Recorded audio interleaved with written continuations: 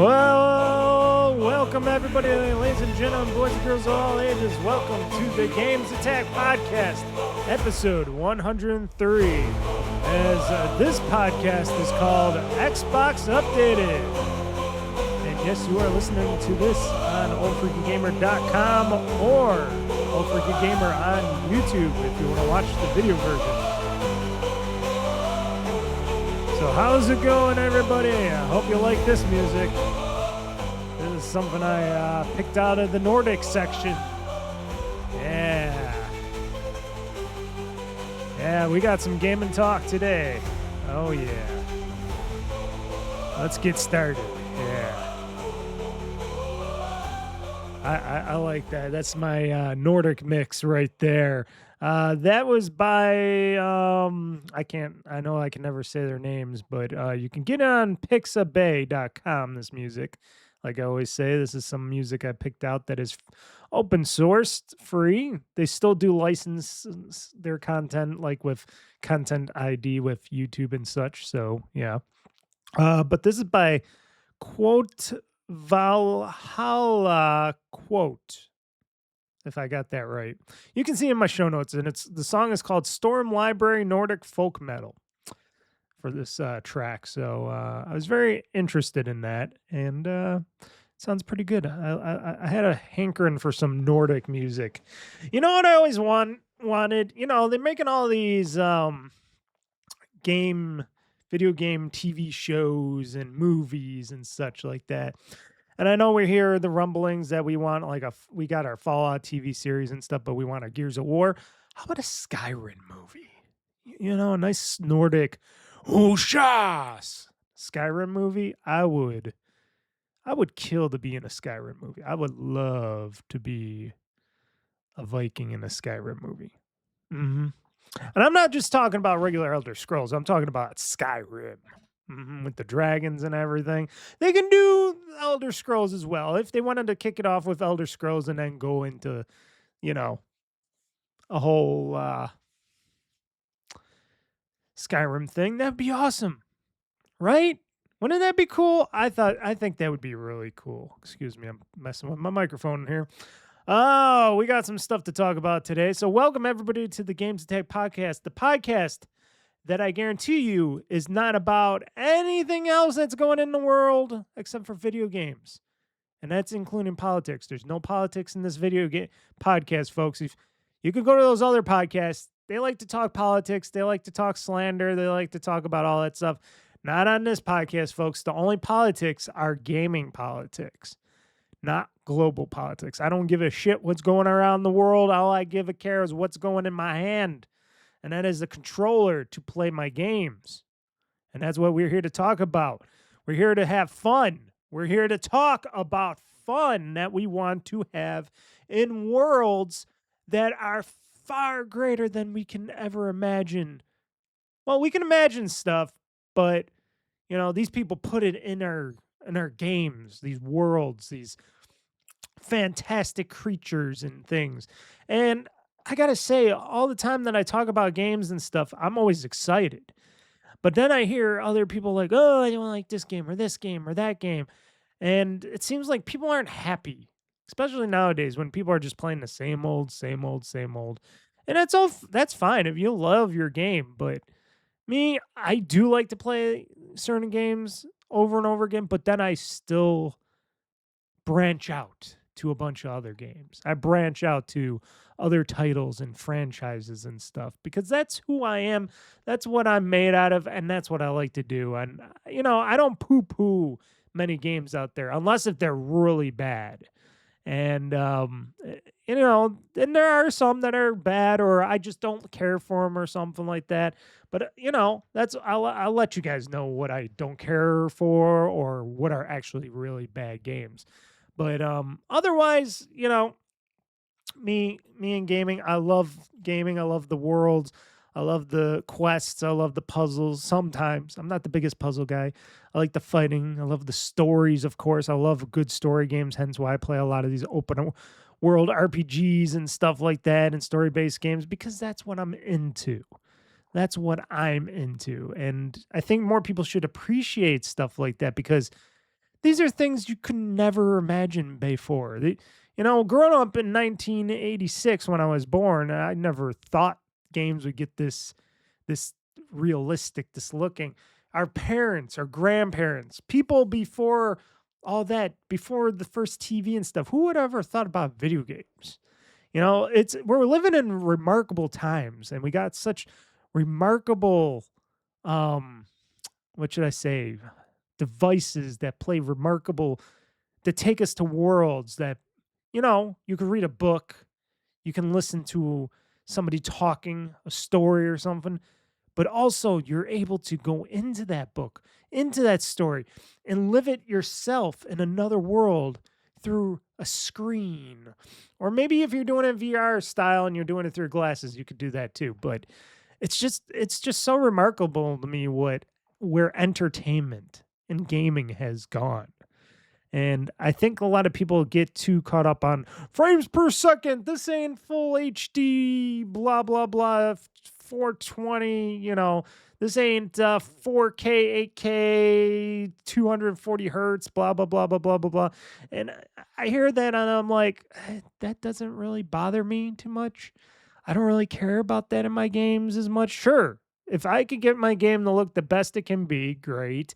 If it can run as fast as it can on top of it, that's great too. But whatever I could get it at, frames per second, how it looks, I'm fine.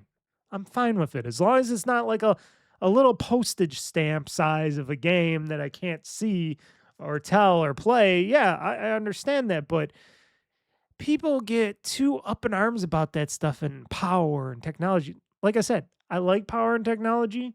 And excuse me, I got like a fuzz in my nose and I can't get it out.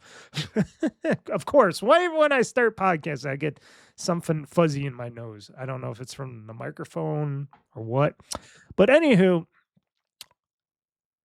I just think people got to tone their expectations down a bit, and people out there, gamers and people that love this stuff, just got to tone it down a bit and just look at what they got in front of them. We're too spoiled. I'm sorry to say, and I agree because I'm spoiled. I know I'm spoiled because I play all these games. I get to play all these games, and I got the hardware to play these games and show them off and talk about them. So I know I'm spoiled. I spoil myself all the time with this stuff. But others are spoiled as well. And then, and then they complain about it like, this is bad. This sucks. I don't like this. I don't like that. And it's like, open up your palate. Think a little bit. Think about how a game is and stuff. And it's like, wow, all these people that made this creation that you can go into their story, their world and stuff. It just blows me away. Even now, it blows me away, everything. And I'm talking beyond like movies and films and TV shows and stuff. I'm talking about video games where you can interact with them. Everything you can do in a video game nowadays, it still blows me away. Even though I've been playing video games since I was able to understand what a controller was and play Super Mario Brothers back in the first Nintendo. Yeah, like I said, since I could pick up a controller, I was like, wow. And now I'm like, boom, what did I see? Got to take off my glasses, go, huh? That's what I see? Holy crap. And like I said, everybody's got their genres, everybody's got their thing, but you can't complain about everything else. I don't complain about other games. Sure, like I even admit, I'm an Xbox fanboy. At the end of the day, I love my Xbox. I love my PC, Xbox games and stuff. I love that ecosystem and stuff. But I still would play Switch games. I would still play PlayStation games. I would still be in those other worlds created by everybody else out there. But I just choose to be in the ecosystem that I still am at. And like I said, I'm blessed every day that I can get as many games and sales and all that and be able to play as much as I can play because it's just all remarkable to me still. And like I said, I'm going to be 40 pretty soon, very soon. It's just like what, a month and a couple weeks away or something, a month and a few weeks away or something like that. My birthday in June, and holy shit, I'm just like, I'm still stunned. I'm going to be 40 years old and I'm stunned at what I see and I'm stunned at what's coming down the pipeline.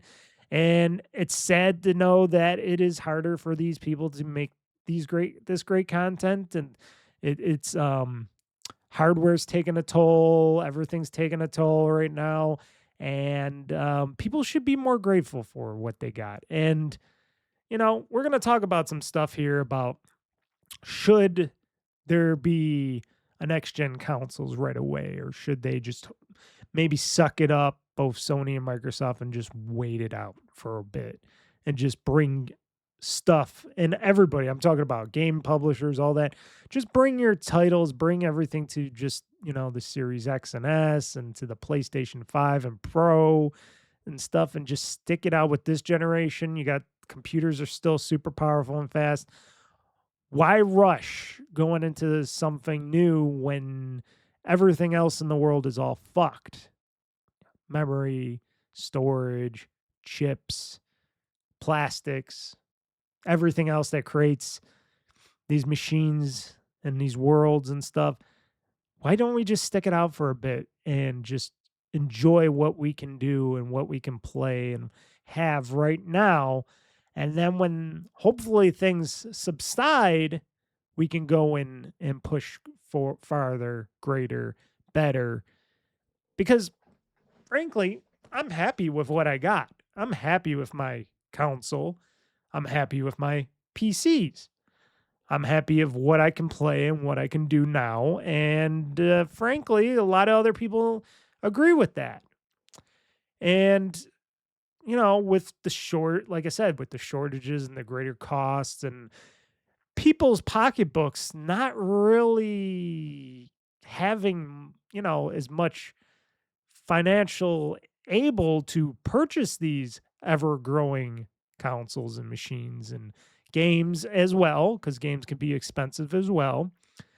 I don't think pushing for next generation hardware and stuff and making greater costs for the average gamer or the pro gamer or anybody right now is the smartest business decision. I know business always tries to keep moving and trying to keep going forward, but we're in different times right now. We're in a different time and a different stuff going on than it was.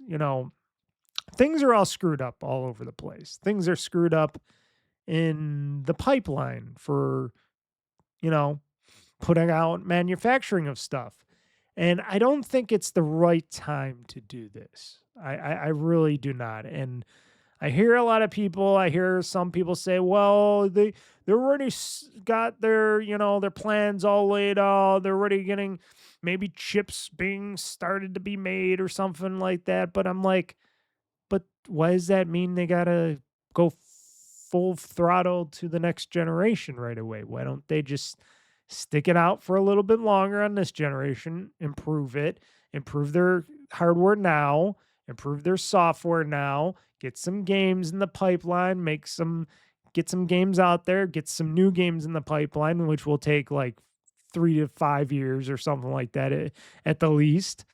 And then after that amount of time, maybe, just maybe, we don't know. We don't know what the future is going to hold, but maybe the time will be better to talk about and release these next gen consoles. It's not like Nvidia and others are going to create something so much graphically more superpower intense and stuff that's going to create a whole next generation of processing power to make these consoles and stuff, because I think everybody's kind of flatlined on that. And you can say, oh, they could do this or use AI for that or blah, blah, blah, blah, blah. And I'm like, I think we're at a stalemate right now.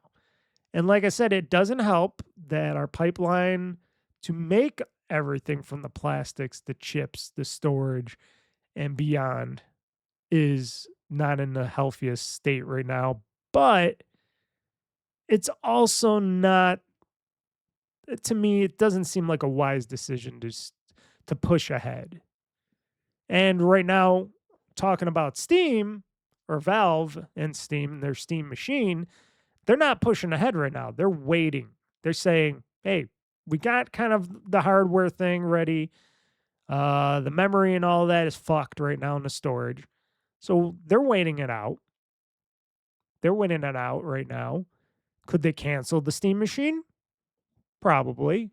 I'm sure Valve could take a bath on not releasing the Steam machine. I think that wouldn't really hurt them financially at all, to tell you the truth.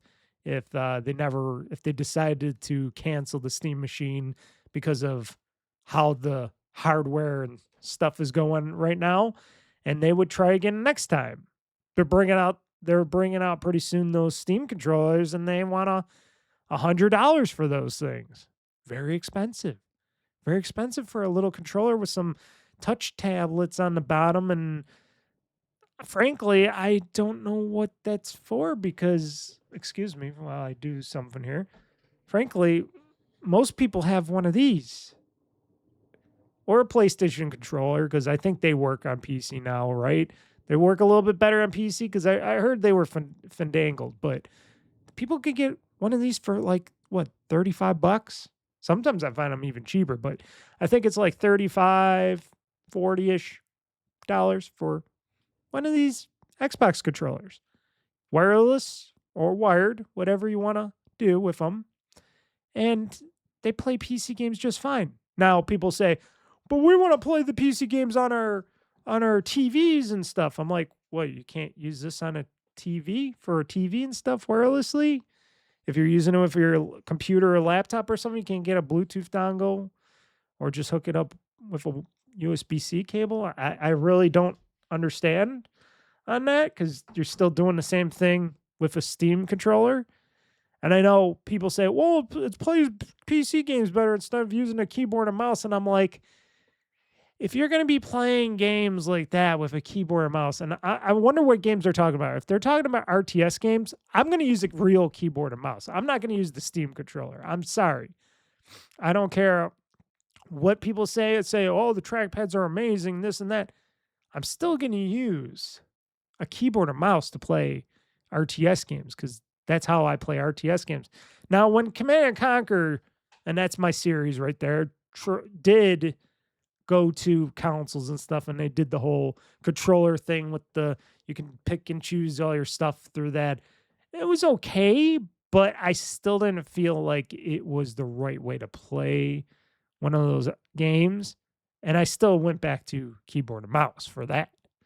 There are other games like World of Warcraft and stuff where they're talking about, we'll try to make controller support. I'm like, that's fine and dandy, but don't you need like so many macro keys and so many of this just to do all the stuff you want to do in World of Warcraft? So wouldn't a keyboard and mouse just be better?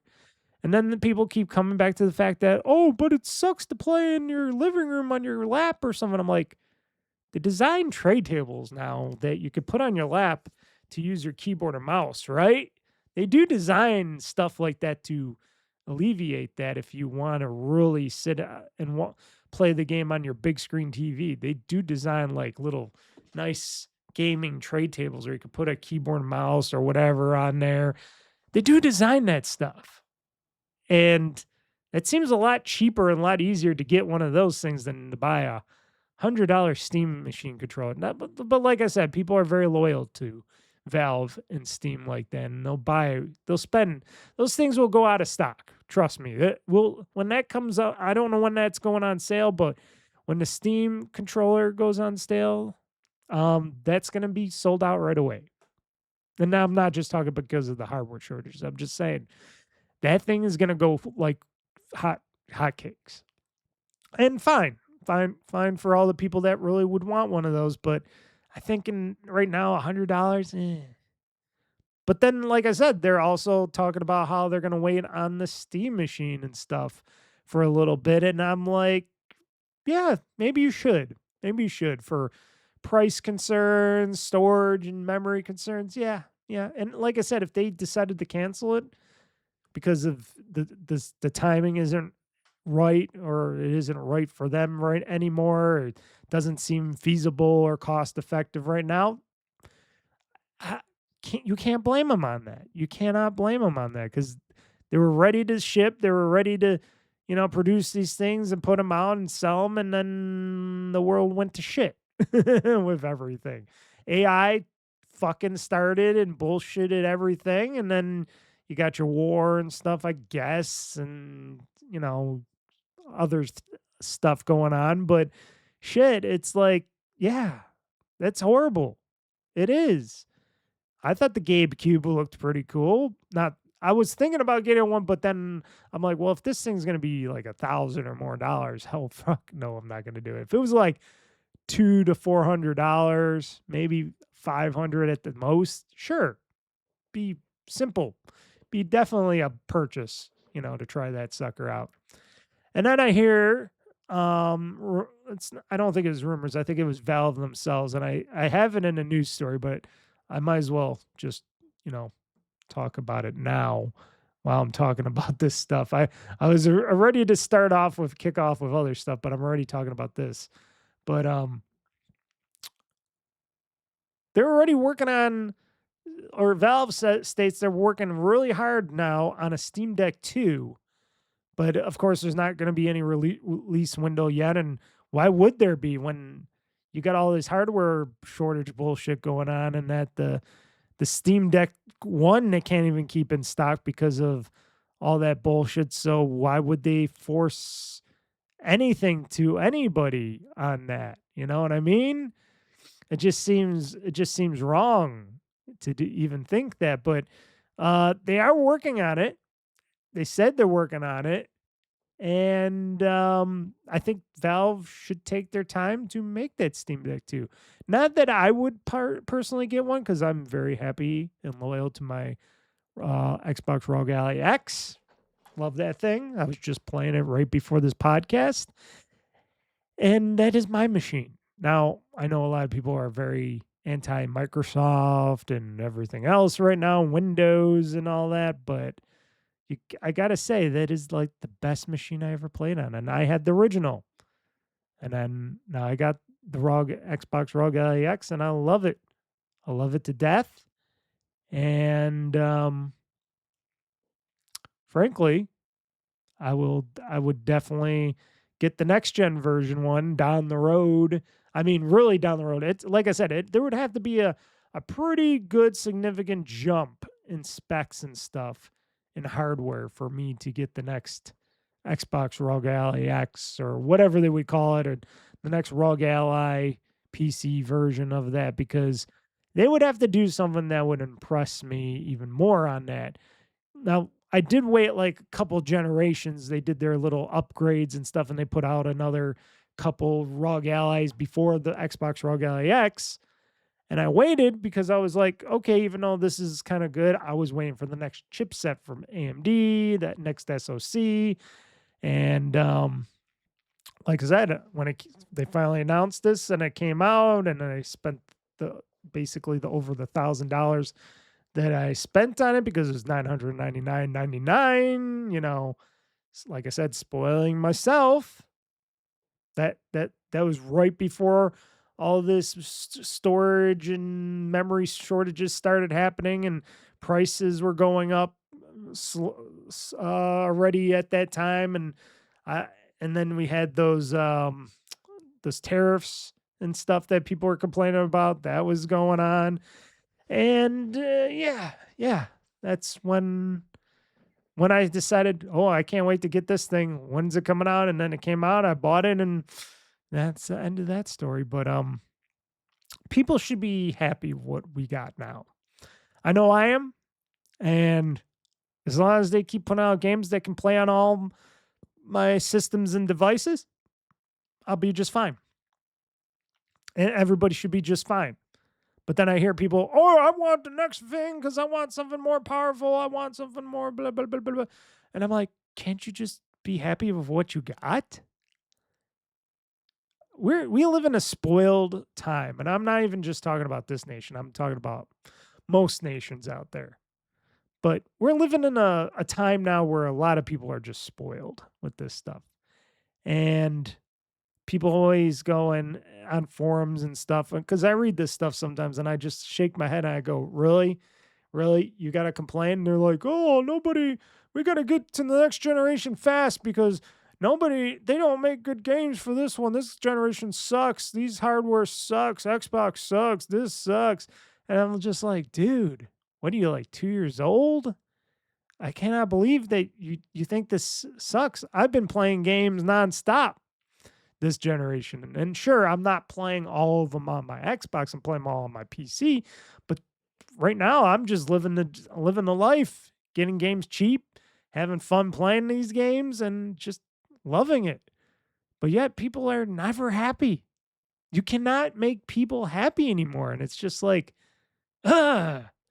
makes me feel, hence the name OldFreakyGamer, as I do this stuff and I call my website and stuff. But shit, it makes me feel old because I'm like, back in my day, we were very happy and gracious to even get something like this. And now people are just disconnected from everything.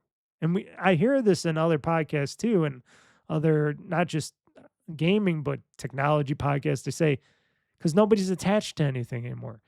They look at their phones like this. They're like, oh, this is the greatest thing now. And then, a couple months later, they're like, chuck it in the garbage. I'm getting a brand new one. And people are like, I got to get the next phone because I don't care about this one. And it's like, wow. So you spend $1,000 on that. Now you're spending $1,000 on this. Now I do what I do. I spend a lot of money on, like I said, I got this big computer that plays games. I got my Xbox ROG Ally X, and I got my Xbox Series X, and I enjoy all of them. Like I said, my Xbox Series X is for, playing console games and stuff. There are certain games that don't come on Xbox for PC, but they're still on console, and I could play those console games either via this PC or my ROG Ally X, hence why I got that. And I got my PC for doing other stuff, making graphics and doing the videos and stuff like that. So I use up everything that I purchase and get. I just don't go, oh, there's nothing here for me. There's nothing to hit my appetite for the next gen. I don't complain about it. I don't cry about it. I don't say this generation sucks or there's nothing to play. If you don't like it, you should maybe not play anything at all. Maybe you should not even be trying to be gaming. Maybe you should just do something completely different. Because if nothing out there right now satisfies you as you call yourself a gamer, then maybe you shouldn't game anymore. I'm just sick of hearing people complaining about this and that and that and this because this has a little problem or this needs a little update or blah, blah, blah, blah, blah, blah, blah, blah, and or this doesn't go fast. It's like, if you're not happy, just don't play it. If you're not happy, don't play anything at all. Because that's just basically the thing you're saying, that nothing makes you happy. If nothing makes you happy, then don't do it. Why you keep doing it? Why you keep doing it to yourself? If none of these games are what you want anymore and you don't want to play anything, why are you doing it? Why are you killing yourself doing this stuff? And it's the world we live in. But as of right now, after that long talk and me rambling on and stuff, I believe during this hardware shortage and the greater costs and everything else going on, I think the next generation and the next future generation, as I like to call this, going forward, I think they should hold off.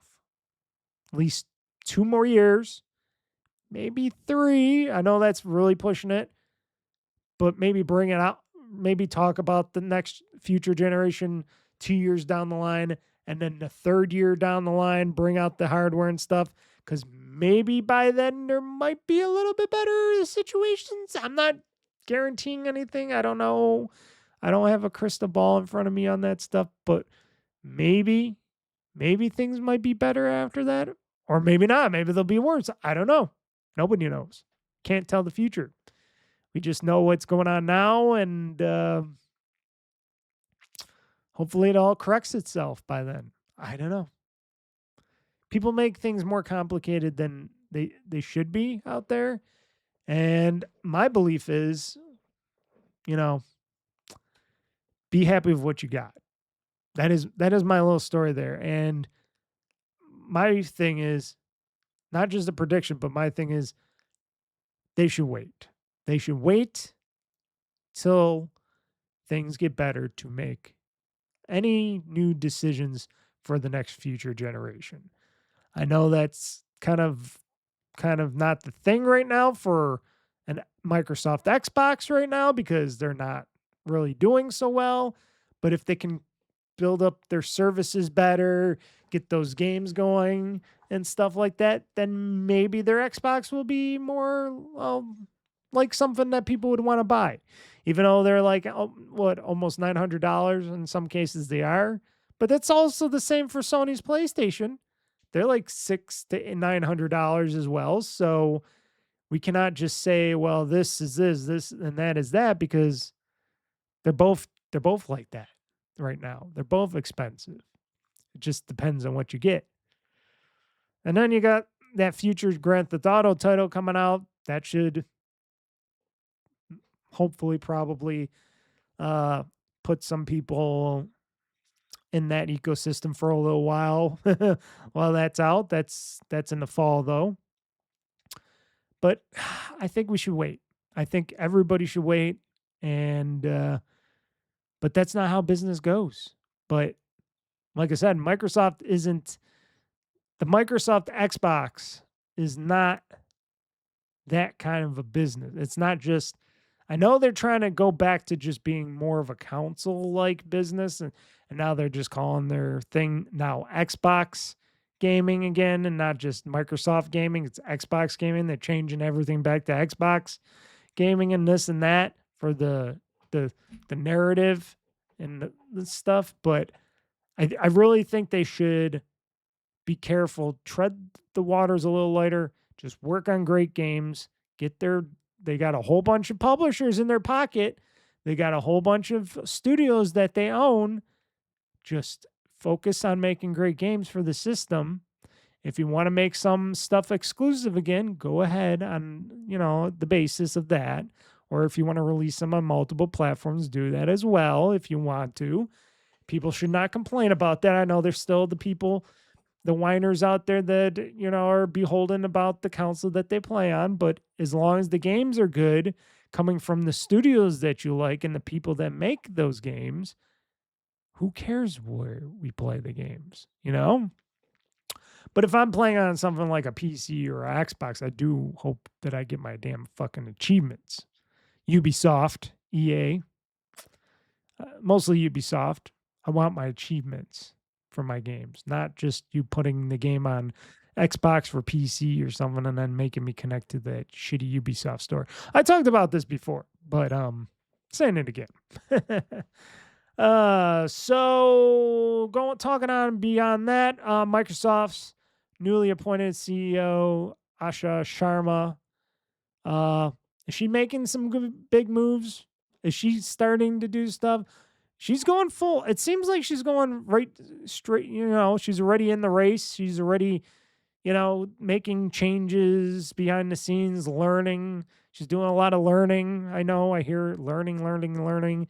I hear she's making some decisions already, quick decisions and stuff.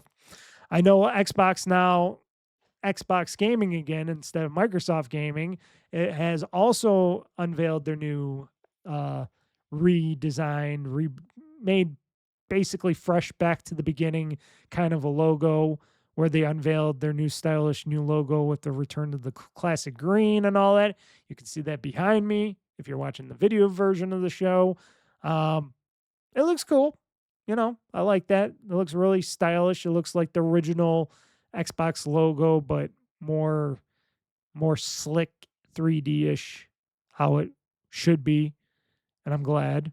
Not that the recent logo looked any that bad, but this looks a lot cooler. This looks like it's actually made out of something, this logo. And I'm pretty happy about it.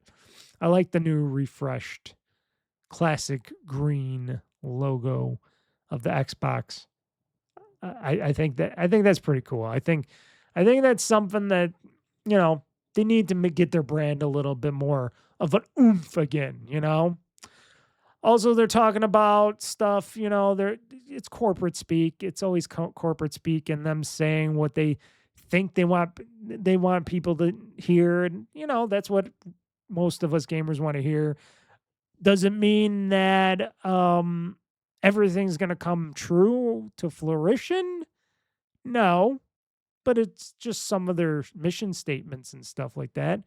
So they're talking about exclusivity, Asha Sharma and Matt Booty, who is the Xbox chief content officer. They're talking about exclusivity, affordability, third-party partnerships, and focus as the new Xbox leadership vows to fix the fundamentals because, it got all screwed up before.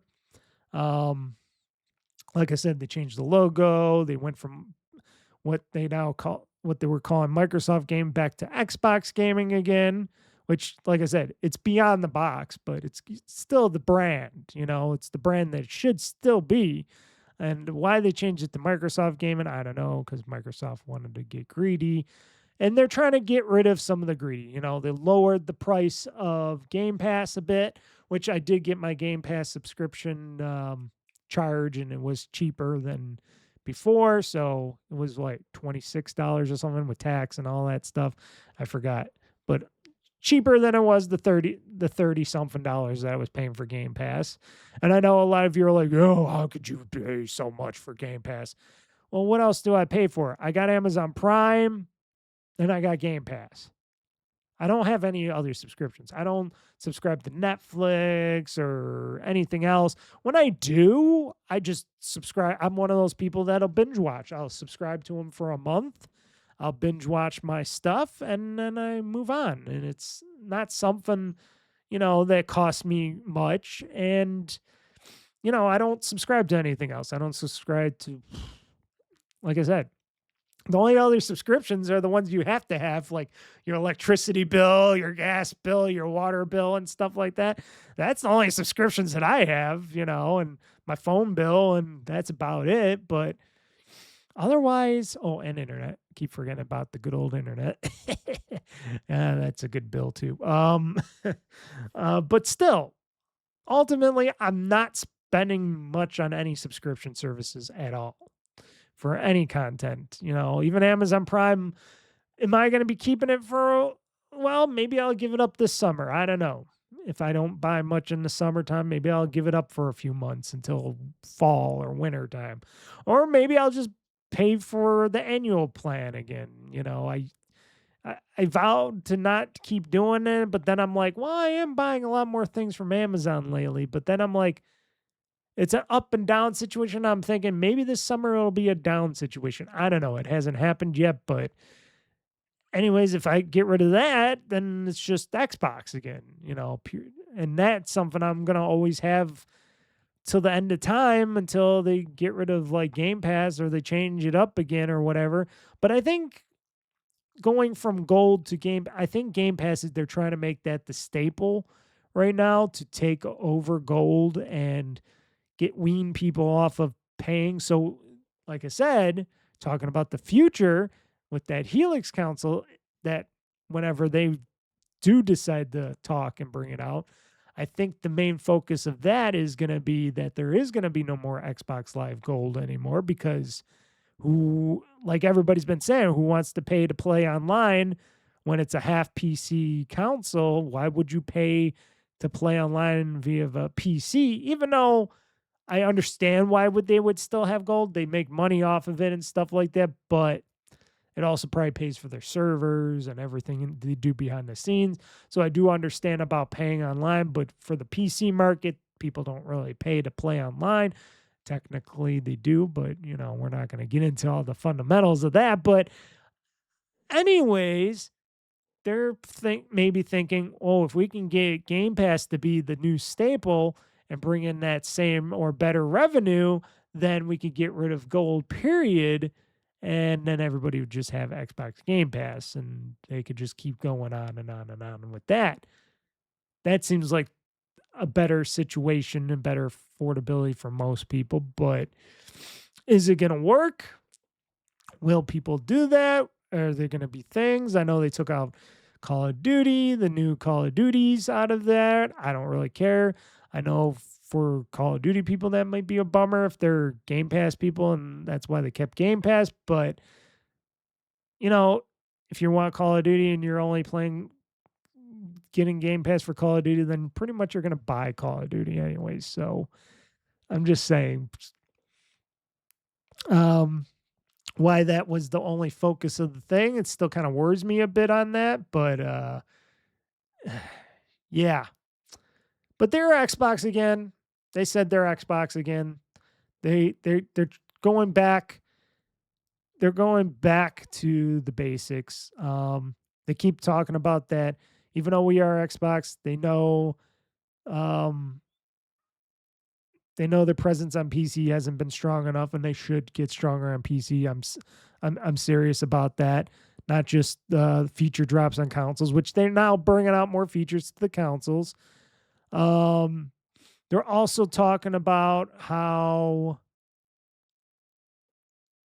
people want, and these are just the fanboys and girls out there that, I only want an Xbox. I only get the Xbox for the exclusives and stuff. And now that it ain't exclusives, why do I need an Xbox? And it's like, but don't they play better on an Xbox than? Look at Starfield. It went to PlayStation, to the PS5, and it plays like shit. It's broken. People are hating on it. People want their money back. But yet it plays a lot better and even though it's still probably, it does, I bet it does. It has some glitches and shit going on the Xbox side.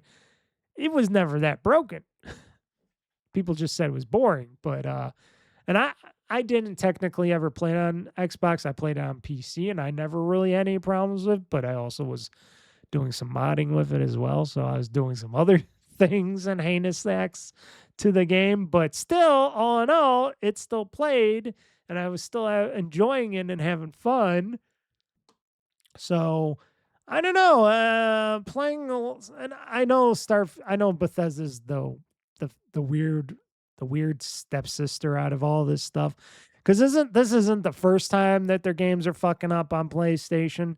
Their games always seem to fuck up on PlayStation hardware. I do not know why it's only Bethesda that's mostly fucking up on PlayStation hardware. There's like some bad juju going around them in that studio for ports to other consoles, but the whole exclusive thing, and I'm not the only one that says that.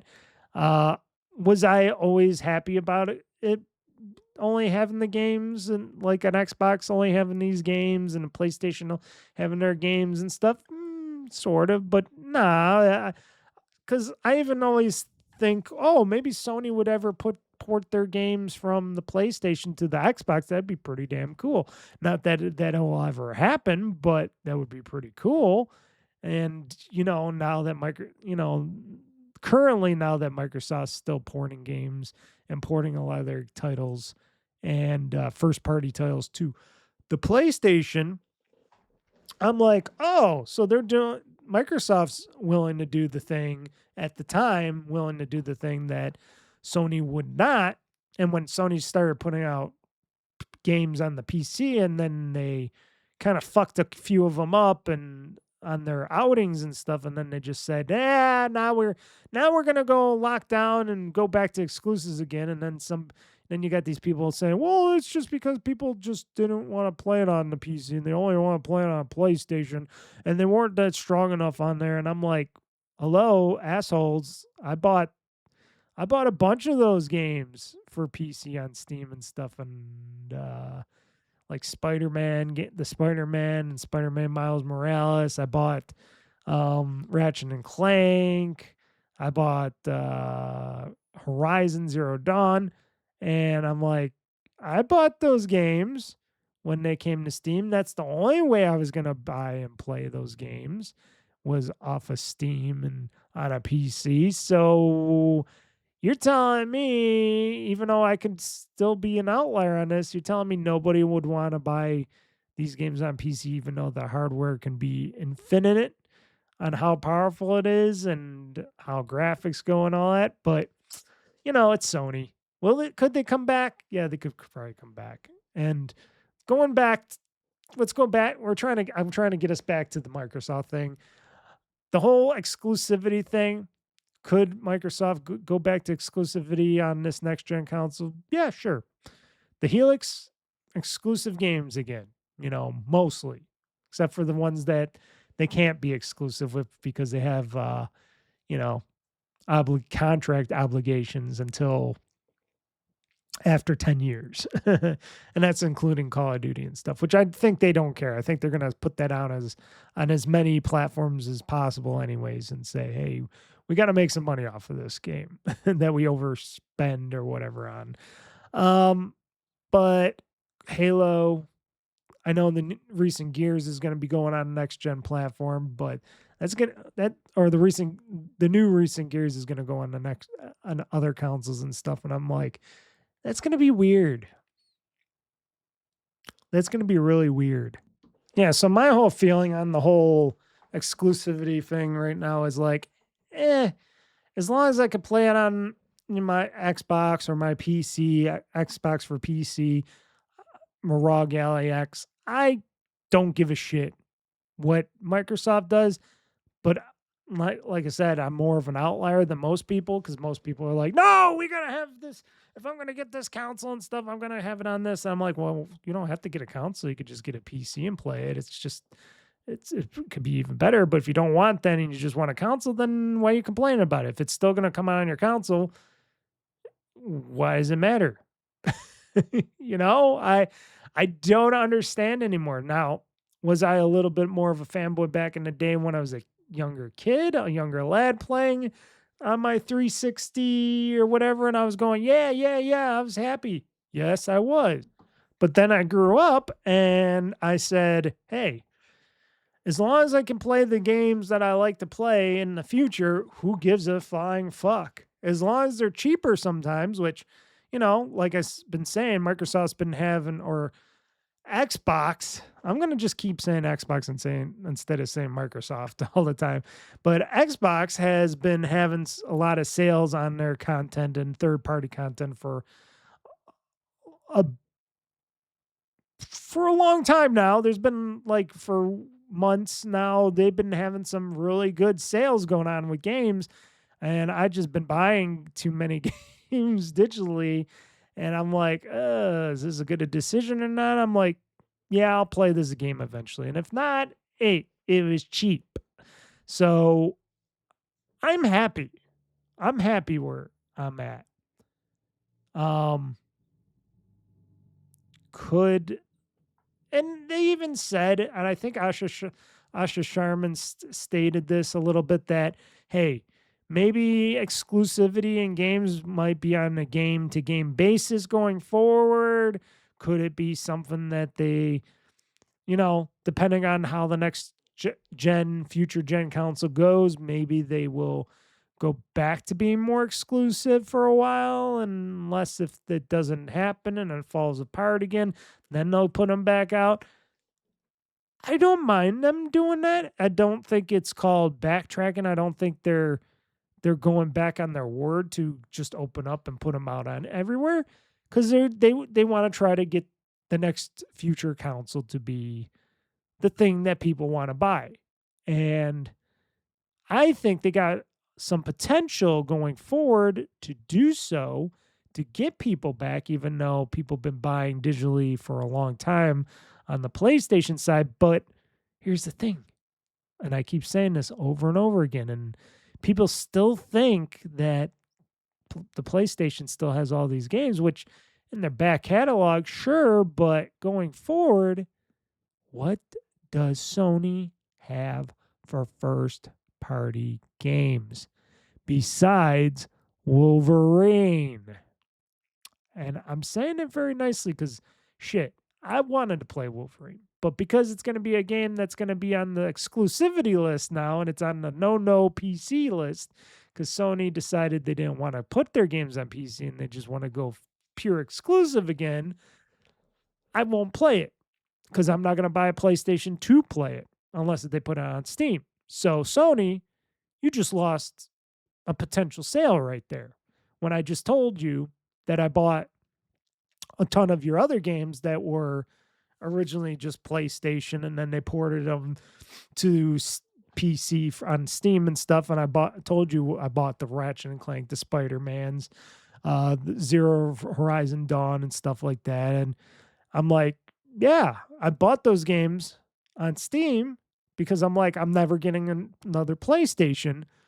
So even though I wasn't buying a PlayStation, you still got me to buy your games because you put them out somewhere else that I was willing to buy them at. And for Microsoft, I think it makes more sense that sometimes they put some games out on different platforms besides their own first-party Xbox platform. And sometimes they sell them and they make some money and people get to play their games and go, huh, because where's Sony's first-party games besides Wolverine? Still really not that much. And people are still happy with their PlayStations and all. And I'm like, looking at them like, I don't know what the fuck you guys are all playing on your PlayStations. If it's Xbox games, or if it's just Fortnite, or you're just waiting it out till GTA 6 comes out, more power to you guys. But I do not see what the appeal is. Maybe it's just because it's Microsoft and it's an American company and everybody hates Microsoft and everybody hates America. So, maybe there's just the biasness throughout the lands in Europe and stuff. Because you hear about this a lot more in Europe and Japan and stuff like that. Because they're so loyal to Sony and the PlayStation. The Japanese are, of course, more loyal to their own stuff and hardware and stuff. They're not like us dirty Americans. Well, we'll just buy anything from anybody depending on who has the best, cheapest hardware and stuff and the best software to play it on. But yeah, loyalty has been gone out the window a long time ago because people don't really care. But exclusivity, they talk about, is going to be on maybe a game by game basis. We'll see. That's coming from them. More of their corporate speak. Remember, this is all with grains of salt. This is their mission statement. Companies and new CEOs and people like that, even not new CEOs, put out like mission statements, talk about what they believe, what they think they're going to be doing, what they think is going to happen going forward, what they want to do going forward. Doesn't mean, like I said, it doesn't mean that they're going to do it. It doesn't mean this is all going to, work out or not. It's just something that they put out to give out to people. Let's see here. I guess they're also, Xbox is testing a new starter edition Game Pass tier for Discord Nitro subscribers, 50 games and 10 hours of cloud streaming and stuff. So they're trying, Asha Sharma is trying to evolve Game Pass more. Like I said, she dropped the price a little bit, but she's trying to think of new ways to get people onto Game Pass, maybe also to get people to subscribe to different tiers of Game Pass. Also, we've been hearing that maybe Game Pass will evolve in the future to have it where you can make your own package. I don't know if I talked about this last time, but how to make your own like bundle. Like if I wanted still Game Pass Ultimate to get everything, I'd probably still end up getting all of it. But I could also pick a Game Pass where I just want first party titles going forward, maybe a Netflix subscription and this and that. And you can pick and choose and put on your plate what you want and it'll price you accordingly. But most likely for me, because I am one of those kind of dumbasses, I most likely will be just subscribing to the one highest tier Game Pass, like I always do, Game Pass Ultimate, because I get all the games, first party, third party, stuff like that. And then if they offer me, like I said, they're talking also about maybe a Discord integration going on in the future, maybe even provide a Discord Nitro subscription or something, then I'd be like, oh, maybe I'll use Discord because I don't use Discord, but maybe I'll use Discord if I get a subscription to it or something. Not that I'm gonna ever give them my ID or anything if they do decide to bring back that ID feature in the future. But shit, I would definitely get a Discord Nitro subscription and be part of the big boy Discord thing going on if I had that. I'd rather just have Netflix though. A little bit of, not that I watch it all the time, but having a subscription to Netflix with my Game Pass subscription, that'd be cool. But to get all the games, that's the main thing. That's why Game Pass came out originally, just to have all these first party and whatever third party games that wants to come out in the system. That's how it was. That's how it started. It started with 100 games. And then it grew and grew and grew. That's how Game Pass started. Let's see here. I talked about Xbox and Discord. I did mention the Xbox officially confirms new Discord integration, so they could put it in so people can use Discord while playing on their Xboxes. I don't know if they're doing that for the PC app, but I think they might bring it eventually to the PC app. But we'll see. We'll see where we're going. Oh my God, I just looked at the new Valve Steam controller, just more up close here, and I'm like looking at it, I'm like, ew, I would not want to use that thing. It looks so horrible with the analog sticks above the 2 touch plates and stuff like that. Wow. I'm just looking at it. I'm like, nah, I'd rather stick with an Xbox controller. But anyways, if you use Discord, I do not, but maybe in the future I might use Discord. And they're just talking about how they want to be more transparent. They do all the other stuff. That's their whole mission statement. Of course, she, as a new, fresh, young executive running a division like Xbox, as the CEO of Xbox, and Matt Booty, of course, they're going to say we're going to be more transparent. We're going to drop more updates, which they have been doing for the Xbox Series consoles and stuff like that. They have been getting more updates. The Xbox app got more updates. The rewards program, the Xbox rewards program, which, darn it, when I'm not bringing this up, that got an update. That's something that I definitely use. I use that. I just got my next not too long ago. It was by the weekend I got it, and I spent my $50 rewards.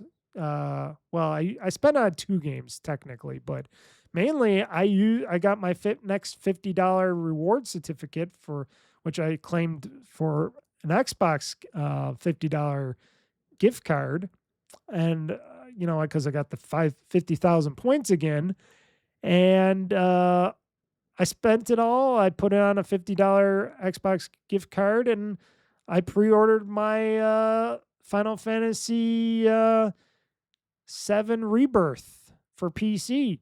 I got that pre-ordered. So when June, I think 7th, I forget when it's coming out. In June, when Final Fantasy comes out, Rebirth, I'm going to be playing it. When does Final Fantasy Rebirth come out? Let's see here. Final Fantasy 7 Rebirth for Xbox release dates. I can type pretty fast. Oh, June 3rd it's coming. Okay, even better. Final Fantasy 7 Rebirth is set to be released on June 3rd of this year. Okay.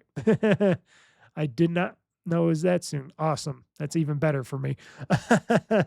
And I'll tell you guys why later. But anyways, yes, I bought the whole game. I pre-ordered the whole game. Not also saying that also being pre-ordering ahead of time, I got some extra content stuff and $10 off because they on the Xbox PC store. It's also on the Xbox store. I'm sure it's on the console side too. They've been taking $10 off. I don't know if that's a Square Enix thing or a Microsoft thing, but they give you a discount on that on top of it. It could be just because I'm part of Game Pass as well. So it was like $40 something, but then I just used my $50 gift card and got it for 40 something, because I think it was like went down to $39.99 or something like that. I guess I could look it up, but I don't I can't on mine because I already purchased it, so it doesn't show the price because I already bought it. But anywho, I got to buy it with that gift card, and I also purchased. I used the rest of that gift card to help purchase that mouse PI detective game that came out. That shooter thingy that came out that I thought was pretty cool. I bought that for $30 and got it for like 25 or something like that. I think I had like $7 left on my gift card, and I'm like, and then I got another 1,000 points on top of it because for some they updated the whole Microsoft Rewards program, so they're adding new stuff to the rewards categories here. So if your guys are interested in that, or if you never even knew about it, the Microsoft Rewards program, maybe you should take a look at it, because I'm telling you, it is easy to earn lots of rewards and points, and you can save yourself lots of money on games, or even buy free games most of the time, get free games. And people seem to never understand that, especially when they're going to integrate. They at least said in the console part of it. I don't know if they're going to do it for the Xbox for PC yet. They should, but they're supposed to integrate Microsoft reward points for the console. And, like I said, I don't know if they're doing it for the PC side, so that you could just buy your games directly with your points and not have to convert them into gift cards and stuff. So I'm like, that is an interesting idea. That is a great idea. That's what they should do. And I do still like, even though stuff like claiming games and gift cards and all that stuff has gotten a little more expensive with the reward points, I still feel like it is still worth it, because I'm still making a lot of, getting a lot of money back from my rewards. And I do participate in all those little stupid things on the phone and this and that. I do max out my points, and it doesn't bother me, because I do it, like I said, I could do it on the crapper. I could do it when I'm bored sitting somewhere watching a show. Mostly it's when I wake up, though. I'll go on, I'll play a little game here, get some points, go look at some news, get some points, do some of their survey stuff, get some points.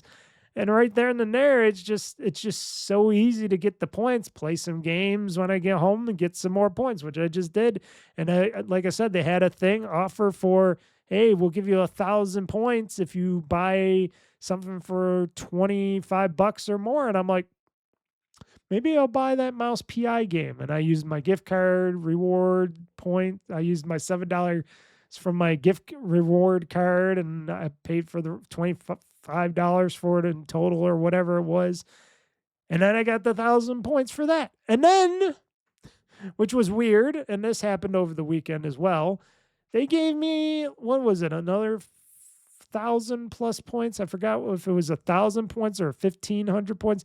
They gave me a bunch of points and said, "Oh, happy birthday, Mr. Mike. Here's your points." And I'm like, hey, Microsoft, hey, Xbox, Microsoft, you do know my birthday is not in May.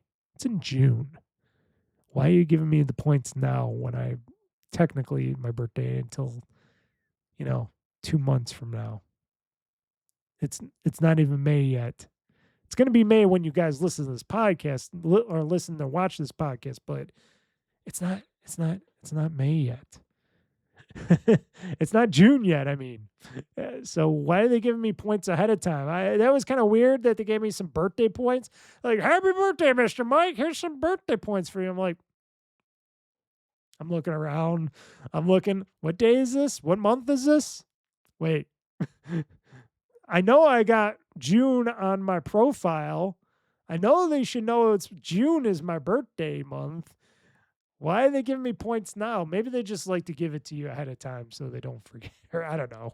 I don't know what that whole birthday points thing is, but I accepted it. I got my birthday points, so I got extra bonus birthday points, over 1,000 birthday points, because they never did that before.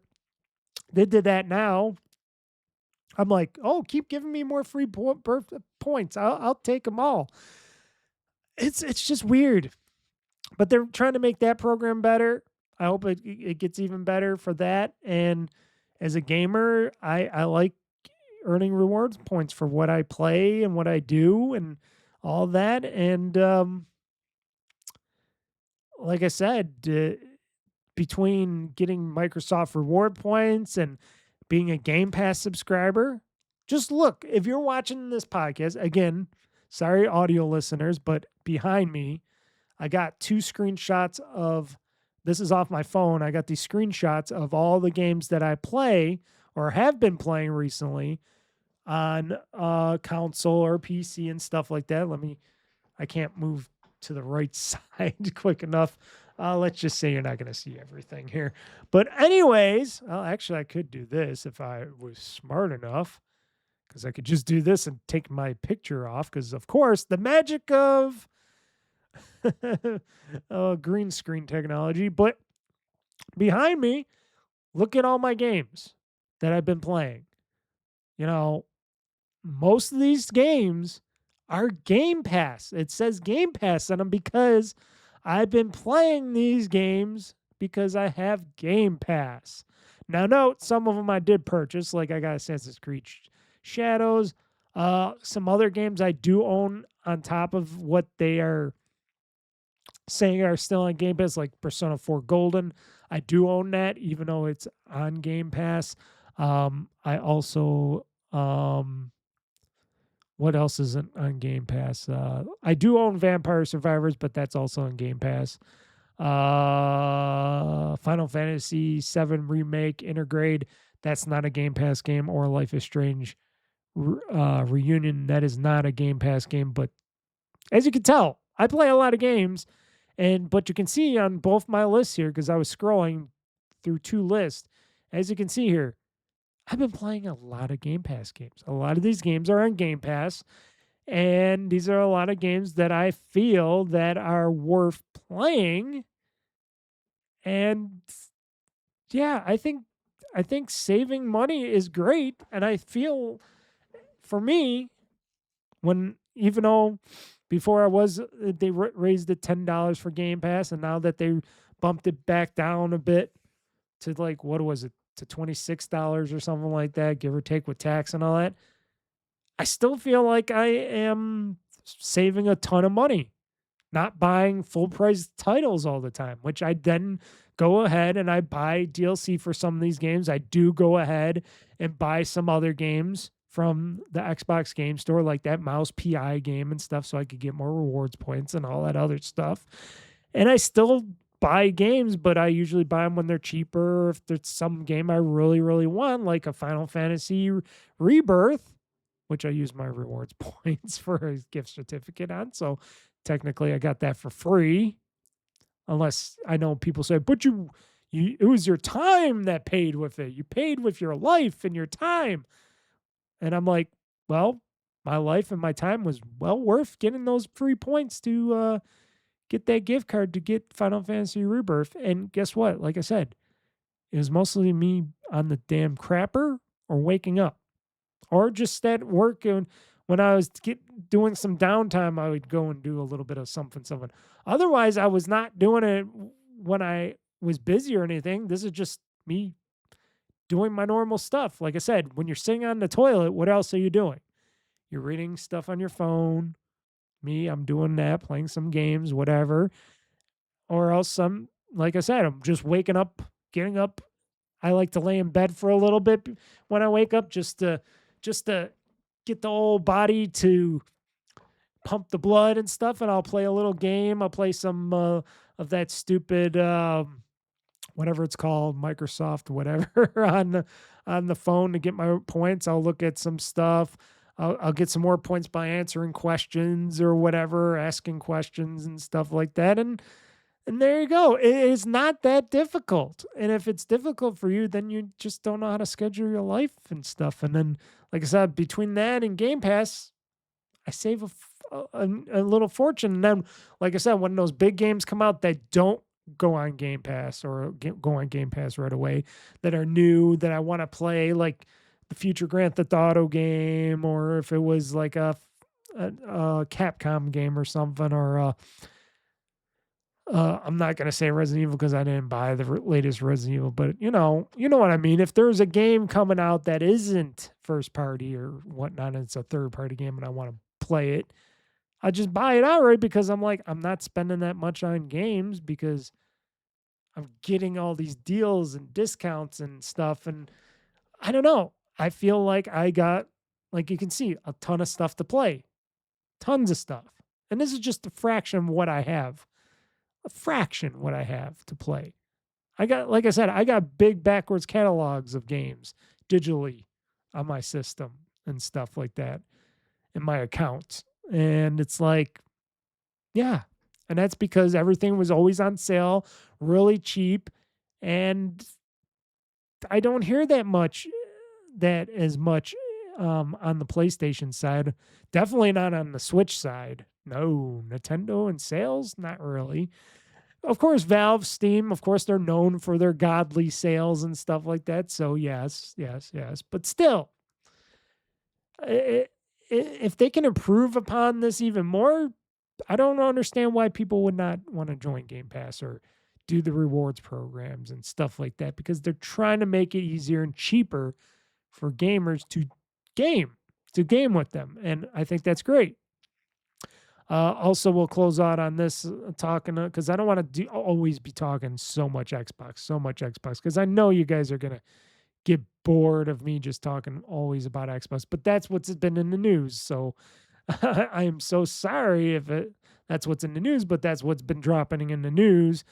They also talked about, and this was the final thing that I thought, which I was talking about, maybe they should, like Sony should, but who knows? Because they're both big corporations. They're big. The business. It's businesses. Whoever gets out the console first, and blah blah blah blah blah. And I'm like, maybe this time, maybe it's not always who's fastest to get out of a console, but who gets out a better console at a better price. I don't know, but I was just talking about this. Maybe they should hold off. Maybe Xbox should hold off on the Helix for a little bit longer, even if they do have all the chip designs all finalized and all that, and they got what they want to get to build the machines and put them out for retail and all that. Maybe they should hold off a little bit. I'm just saying, because the money isn't there from people. Money isn't there when things are high in cost, taxes going up, all that stuff. Maybe it isn't the right time to be releasing something in this turmoil of a world, because people still haven't finished with their last generation consoles yet. Because frankly, I hate this, and I'm not saying this because I think Xbox isn't in that same situation as PlayStation. I think Xbox has more games going on for it, but people still say this generation hasn't started, that there isn't that games that are pushing these systems. And I'm like saying, well, if they're not pushing these systems, they're definitely not going to be pushing the next gen systems, no matter how powerful they are, because that's just how it is. And Asha Sharma, the Xbox CEO, commented on the impact of memory shortages and how Project Helix price and availability going forward. That she stated that Xbox's Project Helix may not escape the state of the hardware market. Talking about how Xbox's outlook on the current state of the market doesn't indicate that Project Helix will be able to escape the current hardware market, as she confirmed that memory costs will impact both pricing and availability of the next generation Xbox console. And this was all from her interview with Stephen Totillo. She says all of these things are an equation. Memory costs will impact pricing, will also impact availability. As we think about where the world plays, we will take that into consideration. So we're not ready to share a launch timeline as of now. The world's pretty dynamic. My number one focus, though, is the focus on what's in our control. Build a great console to play great games including your PC games. What's more, the topic of Project Helix's launch was also discussed in the interview. And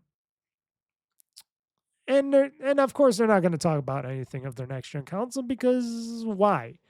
Why would you talk about something that isn't going to materialize right away yet?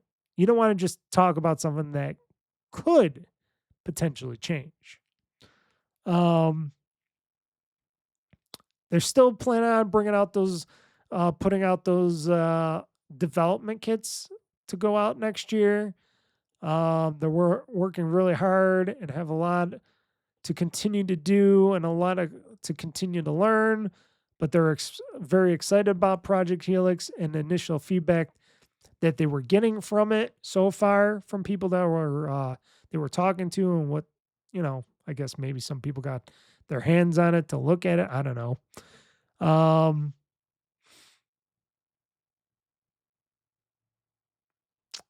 And she knows that it's going to be, definitely feels like a rough time to launch a new console for both manufacturers and consumers right now. And with everything being rising in prices, both Xbox and PlayStation, like I said, I don't feel like it is the right time to release anything like that as of now. I think they should just focus on getting games out right now. Focus on making new games. The games that are supposed to come out sooner than later, focus on that stuff. Worry about maybe GTA a little bit. I don't know, maybe not. But because everybody's been asking when Fable's going to be coming out, because it's going to come out around that time or not. Focus on the new games and stuff. Try to get third parties to keep putting games on your PC and console, of course, on your PC app and console, especially the PC app. And, just do the best you can and serving the customers, getting out the message, trying to get new customers in, sort of, at least maybe on the PC side, because you got to work on Windows and the PC side and the PC app a little bit. I've been noticing when I've been using my Xbox for PC app that it's been like jittery a little bit for some reason. I don't know why. It seems like it's been jittery up and down a little bit when I'm looking through stuff. I wonder if that's just something they got to work on or whatnot, because they've been doing some updates. There's always a damn update for the Xbox PC app, but I think as of right now, maybe they just have something like, maybe there's a little glitch or hiccup in that system or something. I don't know. They got to fix that. But otherwise, just try to get the games to come to the platform and try to sell them as best you can. Maybe the Asha Sharma might make some special Xbox deals with third parties and stuff, and maybe they'll bring like some discounts or something when these new games release, and they go, hey, if you buy it on our platform and our system, save an extra $10 off of that game. Like, you're going to buy that new Capcom game, that new Resi or something or whatever. Hey, we got it for $10 cheaper on the Xbox side, or Xbox for PC. That is also Xbox Play Anywhere title. If they do that on top of that, compared to the PlayStation side, where you can only play it on that side and you're spending $70 on that game when you can be spending $60 on the game, people will weigh that and go, maybe we'll go to Xbox for that. I don't know. Maybe they should start doing that stuff, like, what happened before when Amazon, and people still do that. Like I said, they did it. It was either them or Square Enix that put it, when they put up, Final Fantasy Rebirth, just like they did with Remake, they had the price slashed like $10 on that. Maybe that's something, if it's Microsoft doing that, why not do it with other people's titles? I don't know.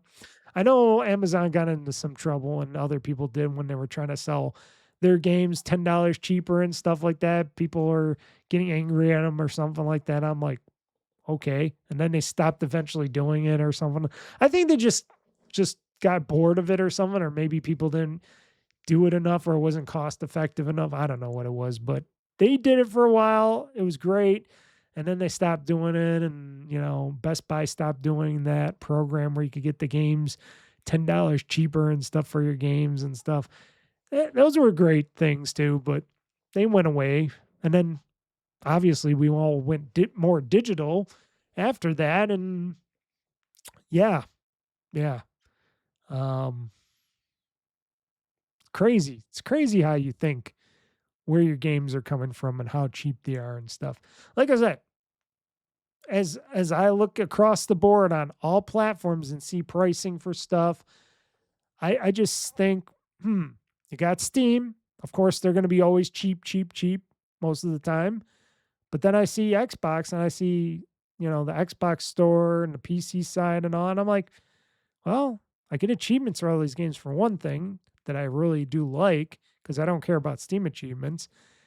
But I do care about Xbox achievements because they earn you stuff. They earn you credits and money back and stuff. So, of course, I like those. And two, it's on the platform that I like. And three, it's sometimes even cheaper. I don't know. Just saying. Not to put some propaganda out there, but I'm just saying. I'm just seeing it. And I look on the PlayStation store front and I'm like, no, those games are always full price. Why is that game full price? Why is that game still full price? That's been out for how long now? Premium game, it's still a premium price. And of course, Nintendo, I'm not even going to get started with those guys because they're just the Apple of the video game industry. And Nintendo will do what Nintendo always does and not ever have any really big sales unless they feel like that game's been out for years. Then they might drop you a $5 deal or something off of a game. Maybe. Because that's Nintendo. And then we got a first look. I looked and I was watching the video for this Ubisoft's Assassin's Creed Black Flag Resynced. At first, I have Assassin's Creed. Oh, excuse me. Oh boy, I fucked up with the mic again because I hit my cord. That's what I get for having the cord right here in front of me. I was plucking my finger and I hit the cord and hit the microphone. Sorry about that. If I made some weird noise. So, Assassin's Creed Black Flag Resynced from Ubisoft is the remake, remaster, whatever you want to call it. They call it a remake from Assassin's Creed Black Flag. I have a copy of Assassin's Creed Black Flag still. I didn't like it. I tried to start playing it because I did like the ship battles and stuff like that from Assassin's Creed Odyssey. Loved that. And I'm like, oh, this is a pirate game. I like pirates up to a point. I like pirate games. The only pirate game that I ever played and liked was Like a Dragon, Yakuza Pirate in Hawaii. Was it pirate or pirates? Pirate Yakuza in Hawaii. I think it was Pirate Yakuza in Hawaii, whereas Majima became the pirate captain, and that was really fun, especially with the ship battles. But I always liked it in Odyssey and stuff. And Assassin's Creed Shadows has a little bit of where you can sail on some boats and little things like that, but nothing really ship battles or anything like that. But I always admired like I said, Odyssey's ship battles and stuff. They did a really good job with those. And I was like, oh, I want to play Assassin's Creed Black Flag because they did that in that game. They introduced it. And I started to play that game, and then I got stuck in an area, and then I couldn't get out for some reason. I couldn't figure anything out. They weren't showing a way. And I'm like, well, what am I doing here? What am I doing here? What am I doing here? And then I just stopped playing, and I'm like, whatever. And I heard people saying that, yeah, even though it was a good game, they had a lot of issues with the original Assassin's Creed Black Flag. And I'm like, I'm looking at the side by side, not just with the graphics. With the graphics are night and day, of course, between the two. But the fact that the gaming controls and the gaming world and everything that they did for this resynced version of Assassin's Creed Black Flag, the remake remaster, whatever you want to call it. Which I'm gonna say remake because I think that, like I said, that's what they call it. I think I gotta just call it remake. The quality of life improvements that I seen watching the videos and stuff of it were night and day. It seemed like they had a lot of Assassin's Creed Shadow stuff in it, and of course Odyssey stuff and all that. And everything looked a lot better, and it looked a lot like something that I can play because it had the modern, they even said it had the modern day controls with the fighting and all the stuff. I'm looking at the weapons wheel and all the other stuff that they do in the games, and I'm like, okay, this is Assassin's Creed Shadows and Odyssey like. Okay. So I'm like, okay, I think I'm going to maybe buy this. So am I going to buy this when it comes out for $70? Of course, it's going to be $70. I'm thinking maybe, possibly. I know it's going to be out on PC, but I'm not going to get the damn PC version because Ubisoft won't bring an actual game Xbox PC store version of the game to that for me to get and play. That it will only be the Ubisoft Connect store or whatever they call it, their Ubi store. I don't want that version. So I'll have to get it for the console. So Microsoft, of course, you're going to Xbox, Microsoft, you're going to get me to buy it for the console. Okay. It's coming out soon. When is this coming out? Hold on. I got to find out the exact time and day. I think they said it was coming out soonish. Now, also, this was like a secret that was not really well kept, and then when they finally announced it, they're like, "Oh, look, the thing that nobody kept a secret on." Okay, this is later than I thought it was going to be, but that's cool. So this is Assassin's Creed Black Flag Resynced is stated to be coming out on July 9th of this year. So July, this game is coming out. I can do that. That'll be great. I should be maybe done with Assassin's Creed Shadows by then. And of course I'll jump into another Assassin's Creed game, maybe. But I'm like thinking, am I going to get this game? Mr. Mike, are you going to get this game? Because it does have all that quality of life stuff. It does look and feel, looks to feel like it might be something that a modern day gamer like you would definitely like to play. And I'm like, yeah, I might be getting and picking up us. Because like I said, I like the pirate stuff. I like all that stuff. I like the ship-to-ship battles. And it all looks so much better. It looks, and like I said, it does have that Assassin's Creed Odyssey and Shadows vibe to everything with the dual swords and all this other stuff. Even though I'm playing as a dude, but that's okay. I can play as a dude. I don't mind being a pirate captain dude. I'm surprised they didn't have a lady pirate captain, but that's okay. That's okay. So I might be getting that game when it comes out. I might be. We'll see. I'll wait and see, but I'm thinking Assassin's Creed Black Flag might be on my purchase list.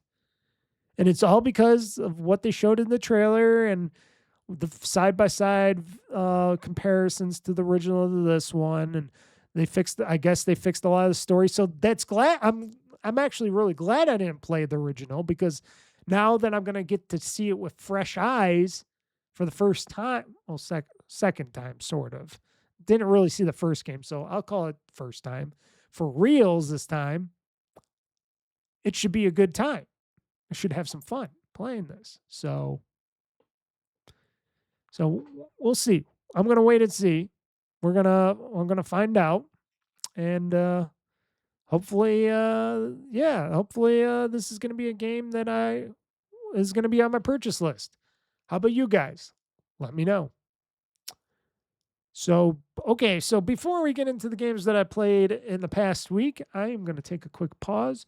You will not notice a thing, but we will get into the games that I played this past week. And there's a lot of them. So Get ready, folks, for the games I, Mr. Mike, have played this past week. The games that have been played in the past week.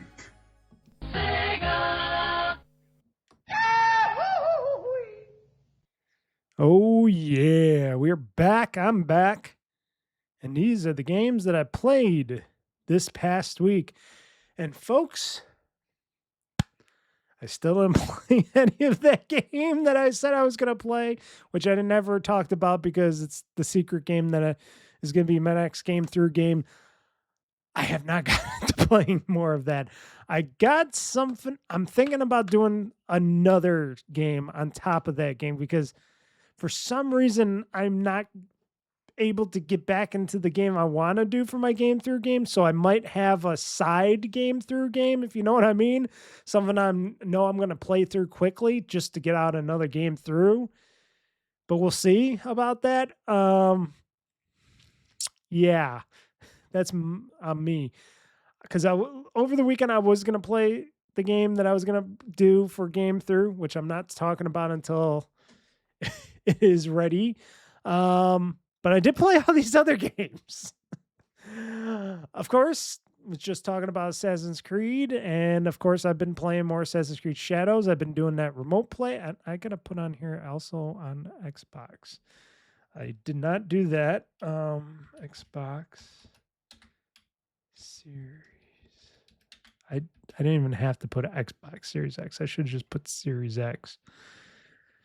Technically, it's always Series X, but I played this. I streamed this, and I'm streaming it again. This is my third week, Friday. This is going to be my game that I'm going to be streaming for a few Fridays going forward. Assassin's Creed Shadows, of course. Talking about Assassin's Creed games. I've been playing a lot of that. I've been playing that every day. I've been playing on the weekend, of course, because eventually I want to play through that game and beat that game. Yeah, I got all the capture points. Now I'm going to like getting some question mark areas, the locational areas and stuff. But I'm already, I got all of Key. All of Key has been discovered so far, except for some of the question marks. But I'm ready for this. Well, as you're watching or listening to this podcast, I've already did the stream, but for my past or even the future Assassin's Creed Shadows, because if I'm going to play it again, this Friday after this podcast, yeah, I will be just doing story going forward because that's pretty much what I got left is story. A lot of story, a lot of killing. Naoe and Yosuke's got a lot of killing they got to do. They got to off a lot of people. So yeah. But like I said, I bought this when it was a little cheaper, and I've been playing this. And it says I got days and days of gameplay on this sucker. And I tell you right now, I've been playing a lot of Assassin's Creed Shadows. I've been playing a ton of Assassin's Creed Shadows, and I've gotten way more than my money's worth. And I even bought some microtransaction cosmetics. I bought some stuff for the map stuff. I bought some armor and some stuff I told you guys about before, and still worth it. Still worth every penny I paid for it. And I have no regrets whatsoever. Hence, like I said, this is a great game to play. It's a great game to play and a great game to own. And as a gamer, most people are like, it was okay. And, it came, went, whatever. I'm liking it. And I'm happy to play it. Now, it's not a Fortnite. It's not a Minecraft. It's nothing like that. But I love this Assassin's Creed. I love this game. Since Odyssey, I like this one.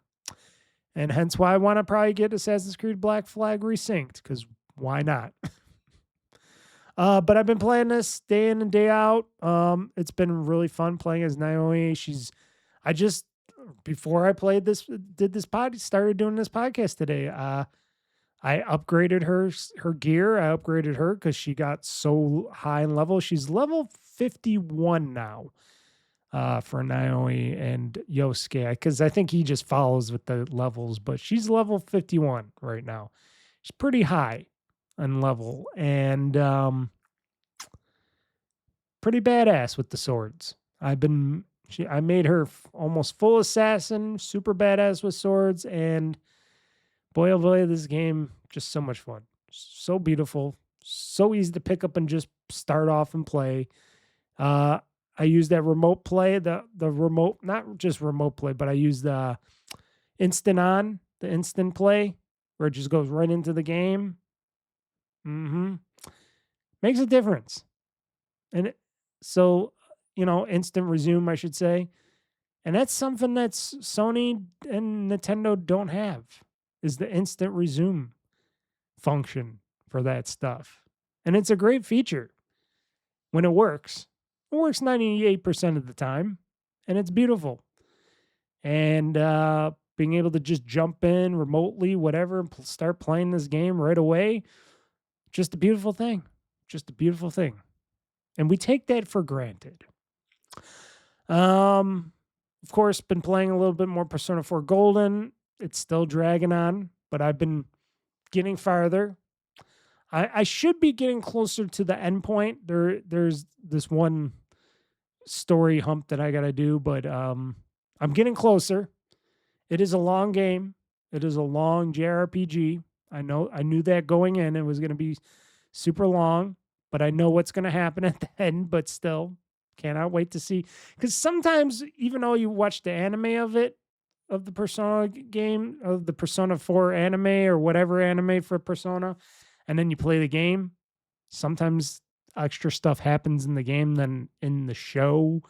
Sometimes you figure stuff out. Sometimes other stuff goes on. And it's really interesting in how sometimes you miss stuff in the show, but you see it in the game and vice versa. And it's like, I see what they're doing. But I've been slowly continuing to play and grind through that.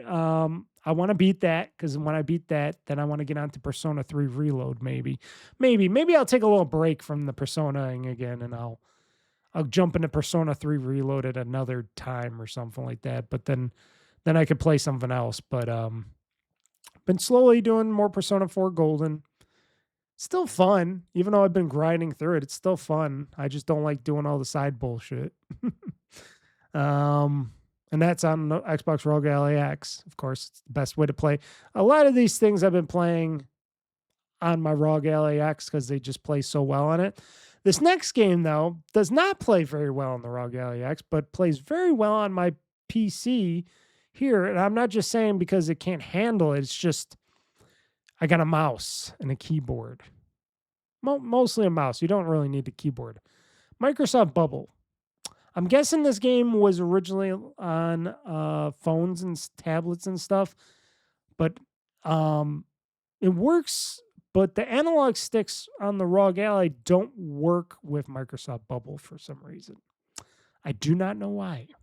But the mouse for, the mouse on the PC keyboard mouse here works, the best thing you could do. Easy to aim, easy to pop the bubbles, easy to level up, all that stuff. So I've been mostly playing it on my PC.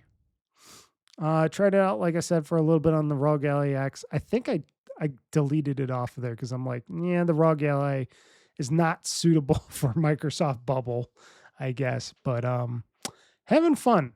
Like I said, it reminds me of Snood in a way. Like I said, I'm old. So if you remember Snood, then you remember AOL, dial-up, those days, Windows 95 and 98. That's when Snood was around. I, of course, am, from that time to now 40, this probably seems like a game that most people, except unless if you're older, would not want to play. But for me, it's fun. for me, it's a nice little challenge. It's like, Tetris or Hexic HD. I'm sure some of you Xbox 360 fans out there know about Hexic HD. Yes, I still own it too. I still have it. Till this day, I was able to bring it through all the way to this modern day console, Hexic HD, baby. If I ever want to play it, I could play it anytime. This next game, which you probably will see on my other shoulder behind me if you're watching the video version. This game that just came out from Double Fine, Kiln, is as I say in my first gameplay video, Kiln is my new Splatoon. It is my new Splatoon. I've been playing it actively for a while now. Now, today I haven't got into play it. Yesterday I haven't gotten to play it. Tomorrow after I do I might play before that, but I'm thinking tomorrow after I do my streaming stuff, as I'm recording this ahead of time. Now, like I said, I'm recording this on Thursday before you'll be hearing this and watching this on Monday. So, like I said, this is the past right now. Kiln is my newest Splatoon game because it feels and plays like Splatoon in a lot of ways. Now, no, it is not Splatoon because you're not shooting goo and stuff out and you're not shooting paint and stuff like that. But it has that same feel, except you could create your kiln, your little pottery that is also like the battle bot. And you get to battle other people's pots and stuff in these multiplayer events and stuff. And you get to go to the other team side's fire kiln thing, and you try to splash water on it to burn it out and stuff. And whatever team gets all three, the kilns burnt out 3 times, they win.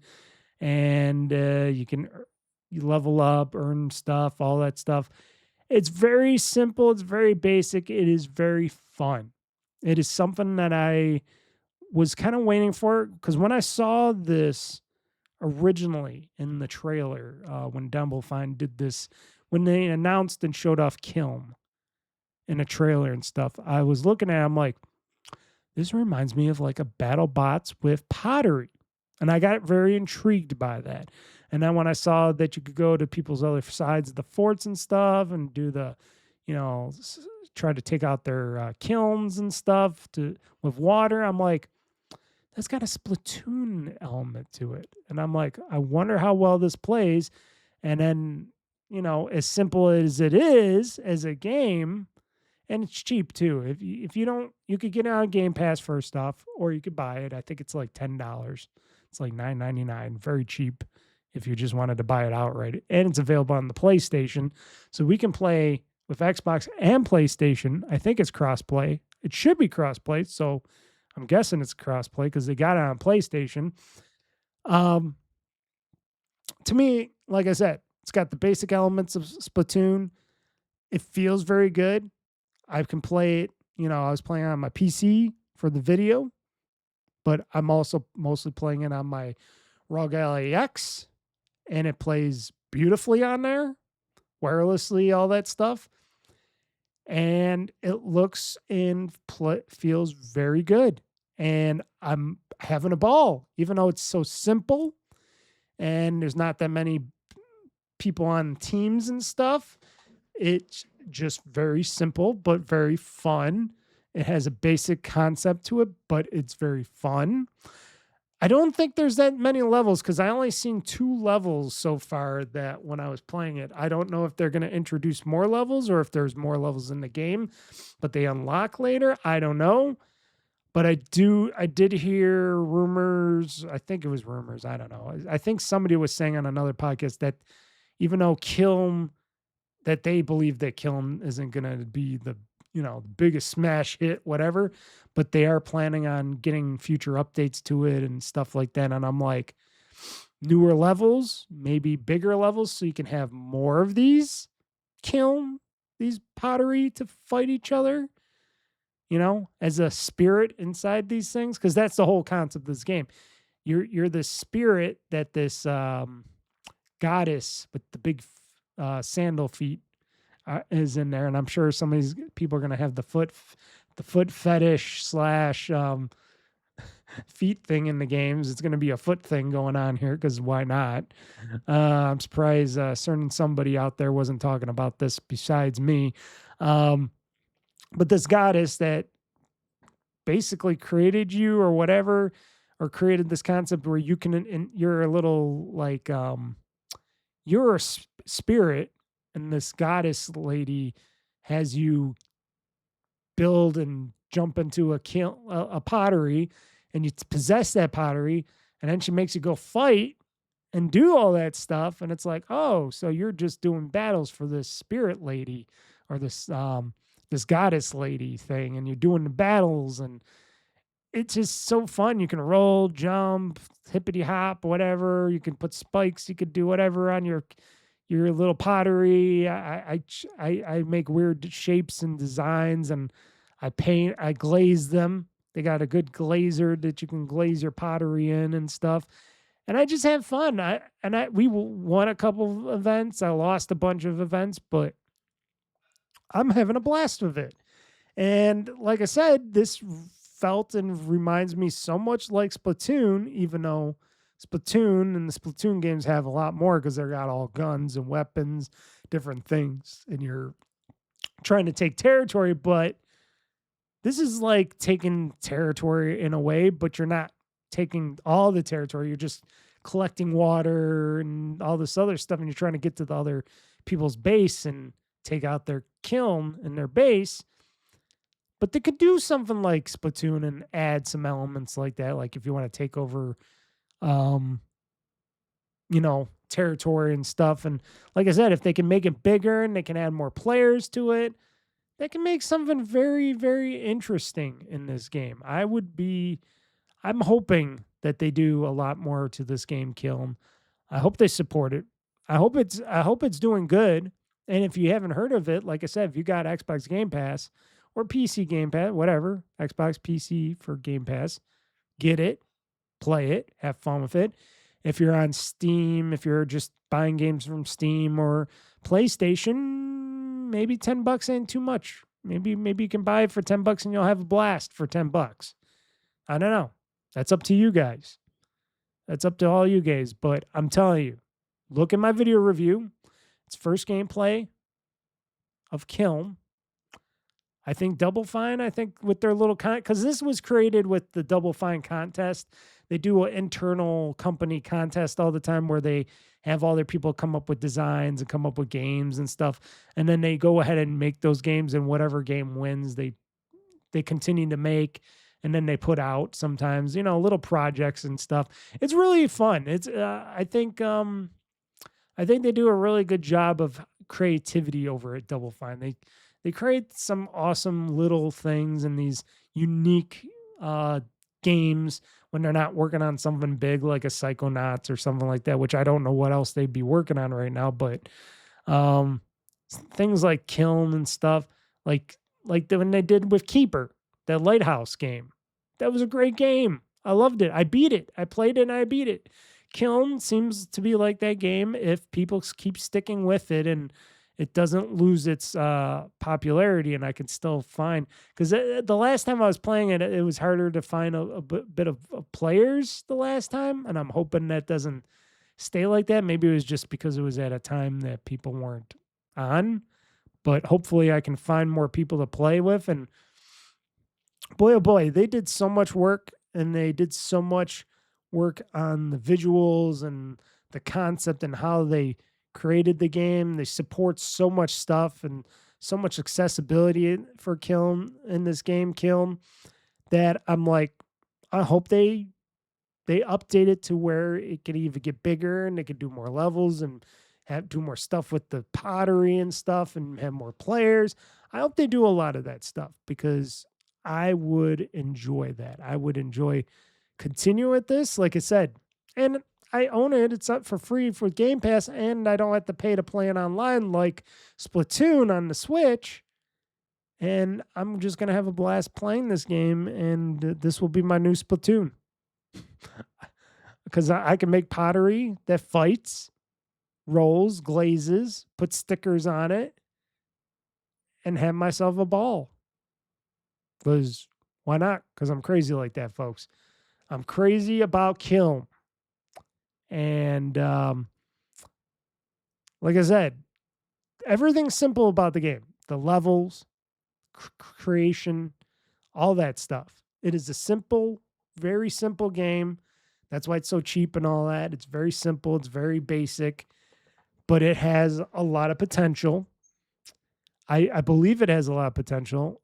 I played it. I thought it had a lot of potential. And win or lose, I was having fun with it, and I think people should try it. And like I said, if I can't convince you by talking to you about it, take a look at my first gameplay of Kiln on OldFreakyGamer.com or OldFreakyGamer on YouTube, on my YouTube channel, OldFreakyGamer. So, yeah. I want to create more pottery and fight. Fight with pottery. Who would have thought that was going to be a fun idea? Well, Double Fine people did. The people at Double Fine thought it was going to be a good idea. And you guess what? I think they might be right. Is it going to be as big as Splatoon is or any other game? I don't know. Probably not, but one could hope. You know, not everything became a success overnight. Sometimes things grew and then became a success, but if they support it and they add a lot of creation stuff and more creative stuff to make the game better than, from what it is now, possibilities could be endless, people. The possibilities can be endless. I could see a lot of possibilities for Kiln going forward. And it was one of those games, those little games that they showed at their showcase before. And, Double Fine, they make some interesting stuff. And I played it, like I said, I've been playing a bunch of their little stuff from them and just been blown away. And this is one of those games. And it's small, but big at heart. And check it out. And like I said, it's very optimized for all devices, including, of course, the ROG Ally X. The Xbox ROG Ally X, because why not? This other game, the final game on my list of games that I played in the past week, this was a game I didn't think I was going to care for, that I didn't like, that I basically even said when I watched other people play it before, when it was in like game preview and all that, I was like, this game don't look good. This game don't look good to me. I like the original, and I never thought I was going to actually get into this game. And then I started playing it because it came out day one on Game Pass. Again, another Game Pass game. And I'm like, oh, fuck me. Not again. They did it again. And I'm talking about Vampire Crawlers, the Turbo Wildcard from Vampire Survivors. Yes, it's a Vampire Survivors game that is a card-based battle game. I say this all the time, I do not like card-based games. But god damn it, the people at Vampire Survivors did it again to me. And they got me. You guys got me. You hooked me in. You got me into this Vampire Crawlers bullshit. And I gotta say, even though I'm playing like the same things, but in a different notion, it has its own unique way of how to play it. It's not just mobs of enemies coming around you and you got to just keep shooting and doing stuff. No, you're battling the creatures with cards and stuff, and there's a bunch of them that come out and they're just bobbling about, and you're just like boom, boom, boom, boom, or boom, boom, boom. It's like playing like Pokemon a little bit with this. And I got to just say, I'm just going to say, I just been having fun. Like I said, they got me. I'm having fun. It plays very well. It is fun to play. They did a lot of crazy things with it. They did it again, folks. Like, that's all I got to say. They did it again. They got me. Now, no, they probably wouldn't have gotten me if it wasn't on Game Pass, especially on day one. I probably wouldn't have checked it out. I probably definitely wouldn't have bought it. It's $20, right? I think it's $19.99, $20. Um, but originally, I probably would have never have even attempted to try to play it, and I would have been missing out. And this is just one of those games I've been also playing on the side, mostly on my Xbox ROG Ally X. Plays very well on that handheld. Plays very well on the PC too, but it plays very well on the handheld. And I gotta apologize. I gotta apologize to the Vampire Crawlers people, to the Vampire Survivors people, and everybody else saying, hey, I was wrong. Mr. Mike, was wrong. This is a good game. This is not a bad game. This is a great game. I thought I wasn't going to like it. I thought I wasn't going to take to it, but I was wrong. And Mr. Mike, can admit, unlike a lot of people, I can admit when I am wrong, especially about a game. And I took advantage, and I thought it wasn't going to be good, and it's good. Again, thank God it was on Game Pass day one. Another reason why Game Pass is so valuable to people like me, and why more people should be getting Game Pass. Not just for AAA titles and stuff like that, but for all the indie games, for all the side games, third-party games that third parties put on there, new and old. People will find stuff. People will find stuff like this. Kiln. A bunch of games that people will like. And then if you like it enough and you know you're going to keep playing this game for like ever, even beyond its Game Pass, because there's only a time frame on those Game Pass games, even though they seem to last pretty long. Vampire Survivors is still on Game Pass. Even though I own it outright, it's still on Game Pass. So if you still want to play Vampire Survivors and you never played that game, you could still play that on Game Pass because they still are on Game Pass. But I don't know. I just find it amazing. But you know what games I did not play? So these are the two games that I'm not playing or didn't play yet or not playing. Number one, The First Descendant. I deleted that from my ROG Ally PC because it was just not connecting to anything and it would keep closing out and it would not connect to any servers half the time. So I said, well, First Descendant, I didn't really care for you as a game, as a shooter with sexy ladies in the begin with. So I'm just going to delete you because you just don't load into the worlds and stuff. So I'm just going to delete you. So I'm not playing The First Descendant anymore. I'm not trying to play any of that anymore. And the second game, which I might play because I think I still have it on my ROG Ally X, but I deleted off my main machine here because I'm not doing a first gameplay of it anymore. And that was, excuse me. And that was, I can't even think of it. Oh, Hades 2. Hades 2 also came out. A third game came out on Game Pass this recently with all these other games. And I was like, I was going to do a first gameplay of that and maybe try it out to see what it's, is like. I didn't like the first Hades. I tried it out. But I'm like, maybe the second Hades would be a little bit better for Hades 2. And I haven't heard anybody talking about Hades 2 yet.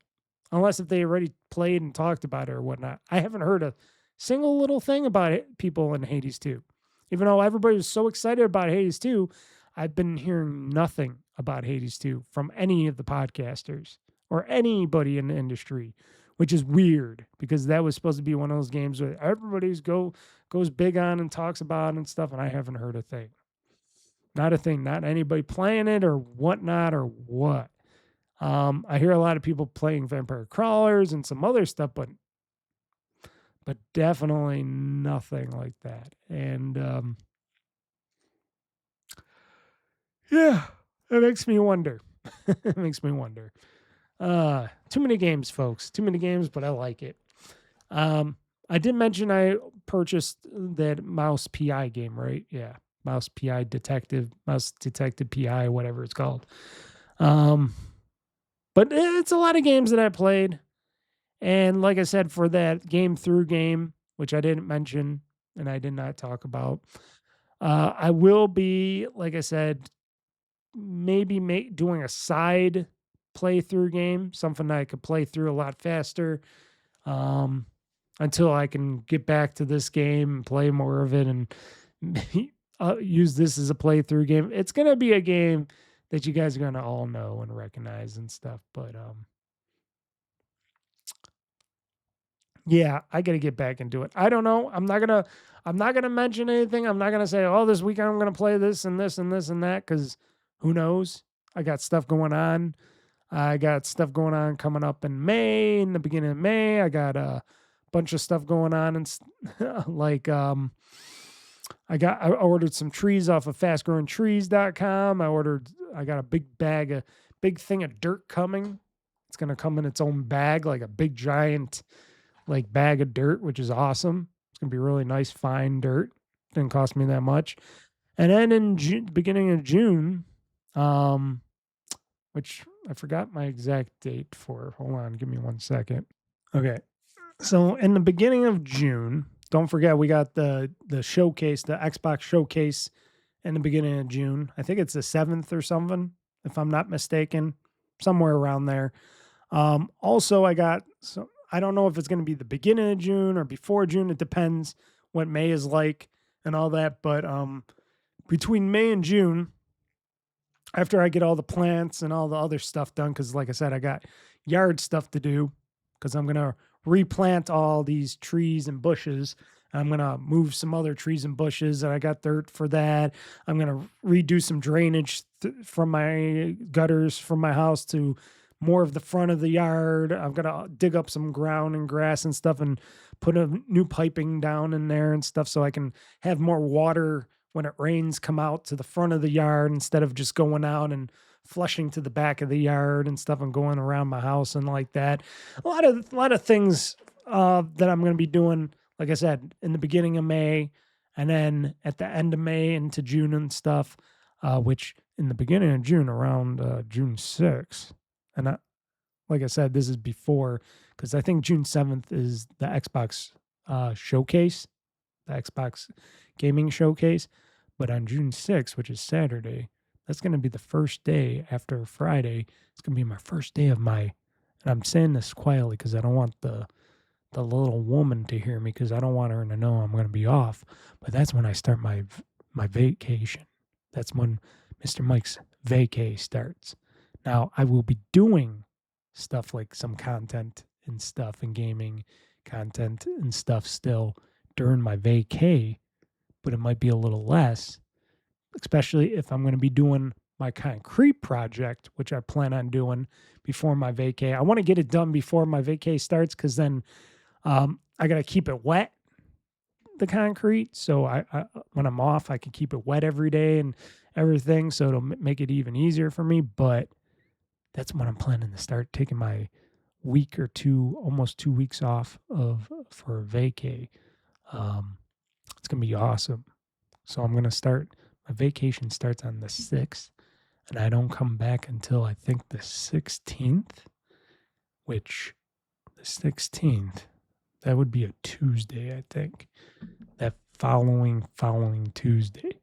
That's going to be awesome, because the 14th, 14th, 15th, it's going to be the 16th when I come, or the 17th, sorry, because 14th is my birthday, which is, I think, on Sunday, Monday, then Tuesday I'm taking off. So 14th, 15th, 16th.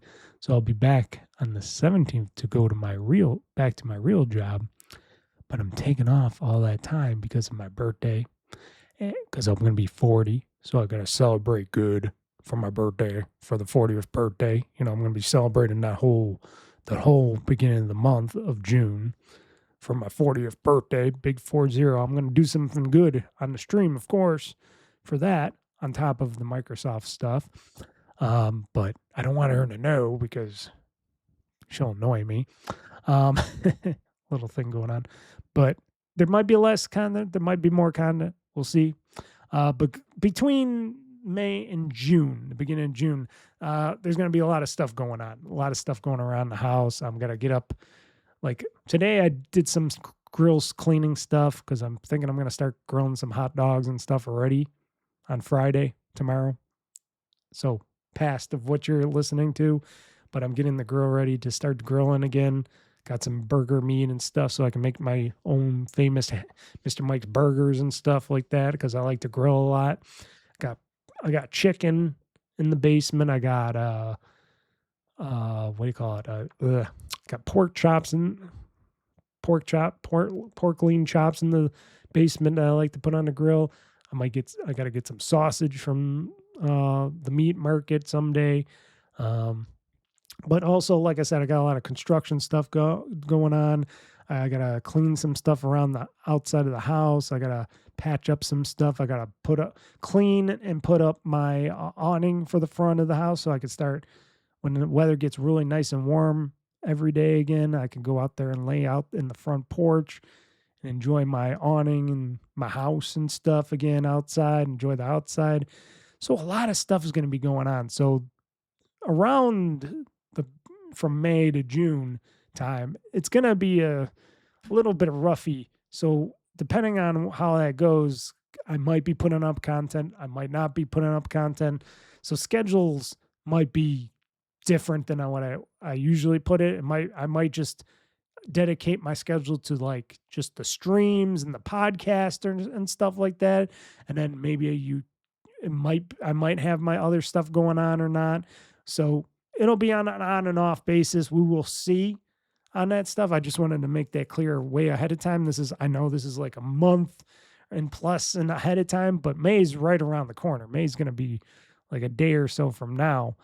And I just want to make sure that people understand that, yes, this is going to be one of those busy times because I do a lot of stuff on my outside. And when the weather gets nice and stuff, I'm going to be doing a lot of stuff out in my own place, including work, because work is going to be busy too outside, a lot of outside stuff. But yeah, I got going to be doing a lot of stuff. So there's going to be less gaming, unfortunately, for most of those times because I'll be outside doing a lot of work and stuff. So it's going to be like on and off with stuff for a little while when the good weather comes out and I get all my stuff. Because like I said, I got a shipment of bushes and stuff coming in and trees, and I got a shipment of dirt coming in the beginning of May, in that beginning of May time frame. And then, like I said, when that's all said and done, then I'm gonna go pick up my cement and do some jackhammering and all this other stuff,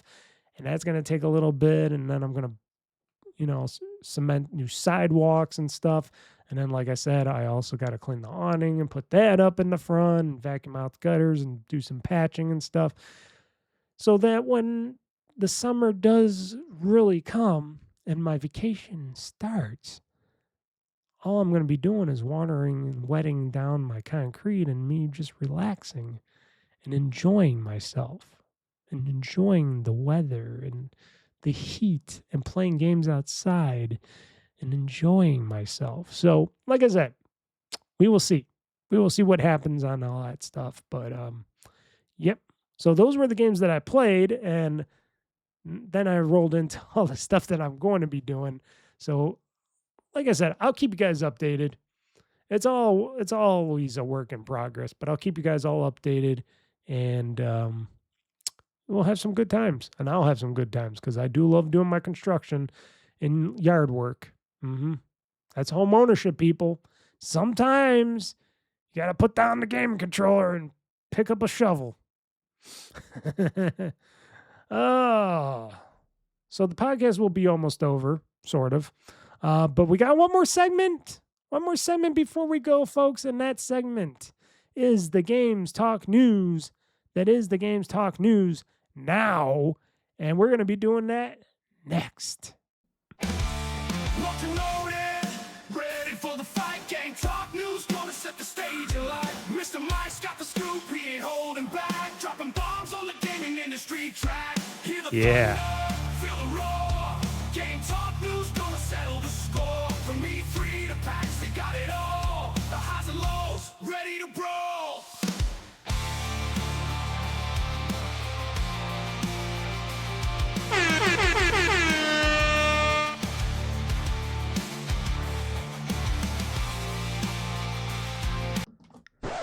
There we go. I tried to do that a little faster, but I'm not the quickest, you know? Like I said, my fingers. Slow fingers.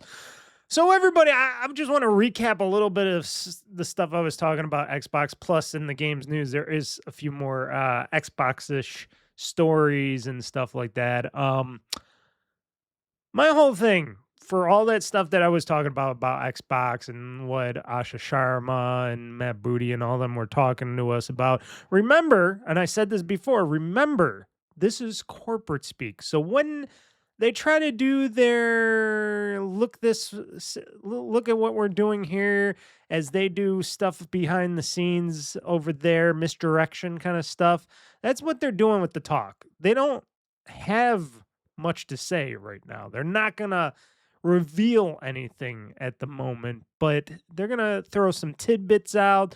They're gonna try to make people happy. But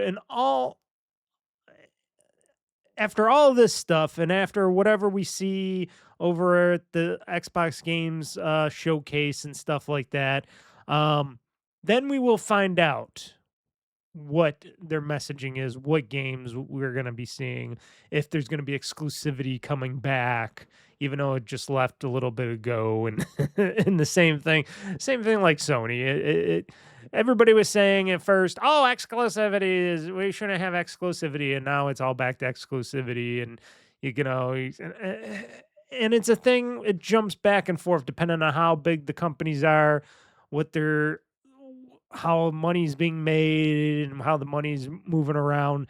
That's all that stuff. And because Microsoft, aka Xbox division, is not doing good at all, they're just trying to appease the fanboys and the people that are the loudest out there talking about, hey, I want my exclusivity on my games again and all that stuff. And like I said, and not giving any blame to Spencer or Sarabon and stuff like that, because some people, did the blame game. I mostly blame more Sarabon because she did a lot of the nonsense stuff, and I'd rather, and Phil's, as I heard Phil's Phil, he wasn't really the corporate kind of guy. He was more of the hands-on, get with people, let's get shit done, let's go and do this stuff.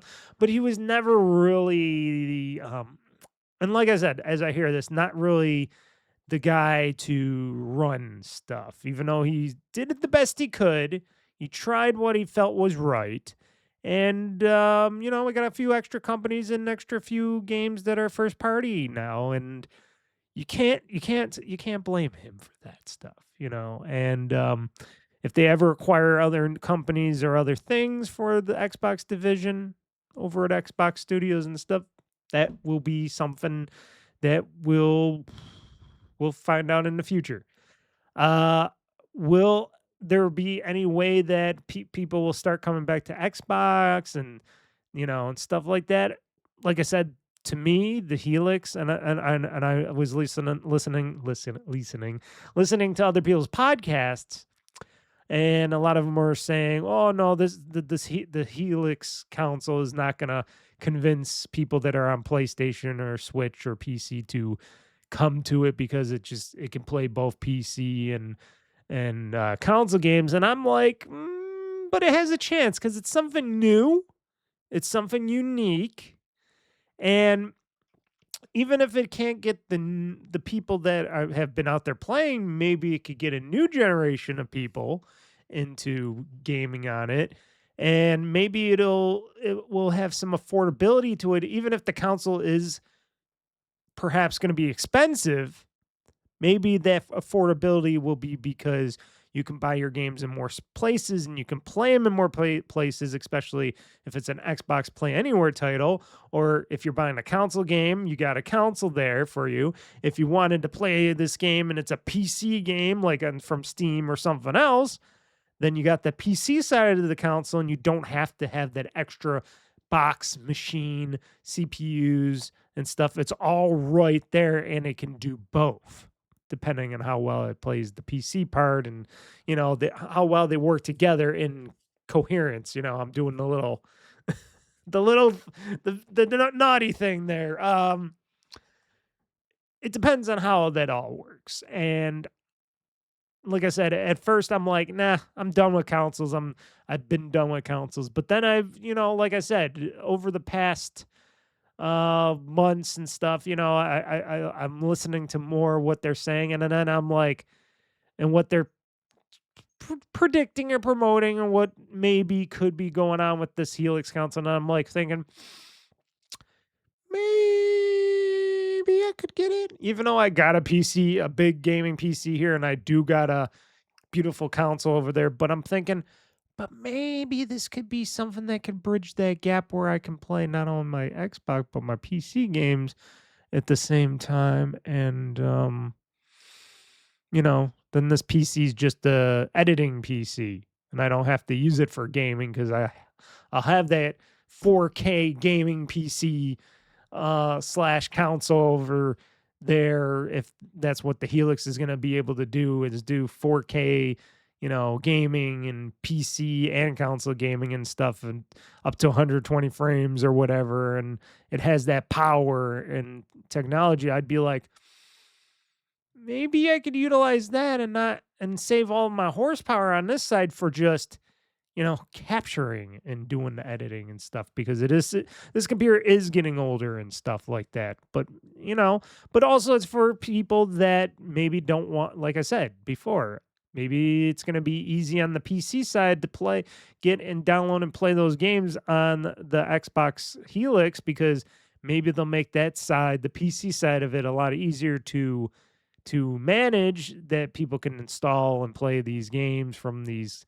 storefronts and stuff, and it can make it a lot easier for them to play those PC games that they want to play, and not have to own a PC if they don't want to, or own a special box, a separate box and stuff. So for me, it's just curiosity. But like I said, I got to see the box. I got to see what it has, what it offers, the power, the RAM. Also, like I said before, I want to know storage capabilities. Like I said, they got to let us be able to put in our own M.2 drives in this new machine. Now, that's not talking about how expensive all this shit's going to be still going down the road, where I got a news article on that that just came up, and I just slipped it in here. I didn't originally slip in these Xbox and Samsung articles in here until, I got them. So, yeah. So, but first off, everything they're saying is just, company, look at this pretty butterfly. Look at this doggy or kitten or something in our hand as we go off and we do this stuff, misdirection in corporate speak, speaking a lot of gibberish that, basically means nothing, but gets people excited and stuff, or gets people thinking and stuff like that. That's a norm. I heard a lot of these other podcasters out there trying to break down and try to evaluate all this stuff, and I'm like, well, what are you evaluating? It's just corporate speak. Come on. I'm not a part of any corporation. Well, technically I am, but still, but I still understand corporate speak, because I've been in those situations, and I know I've been in many jobs where they keep talking the same Jabra shit that they talk over there, over at Microsoft, Xbox, and stuff like that. So, yeah. But that was my final talk on that. I just wanted to let you guys know on my thing like that, and let me know what you think. Would you think about getting the new Helix console down the road? Could it be something that, originally you would not want, but then you're thinking, well, if it's a console and a PC all in one to play my PC games and my console games, and it's powerful enough to be 4K up to 120 hertz or whatever bullshit, 120 frames. I don't really give a shit, but most people do. Could that be something that could bridge the gap for you, or be your next system that you can either play like on a little monitor, like what I got, these 32-inch monitors, or a big screen TV and stuff, and be like, yeah, I could hook up a keyboard and mouse to this. Maybe they'll have a specialty mouse and keyboard for this thing. or I could just play with a gaming controller and not have to worry about setting up drivers and this and that because it'll all be there for you. I don't know. Let me know. So talking about more Xbox news, technically here with the ROG Ally X. So the Xbox Ally X's fancy upscaling tech is available to Xbox insiders as of today, I guess. I'm not an Xbox insider anymore. I kind of quit that kind of a game because I just don't test out that stuff. When they stopped doing a million dashboard updates and stuff, I I lost interest in the updates scheme, and I stopped doing all the insider stuff because I'm just like, I don't want to do that anymore, and that's okay. You don't have to do something forever, but uh, so when, as the article stated, they were promising features for Auto SR or automatic super resolution for like the Asus ROG Ally X.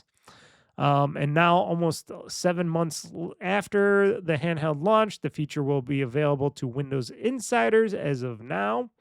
So does that mean all Windows insiders, or is this just for the Asus thing? Because does my Asus already have that or not? I don't know. I'd have to check it out.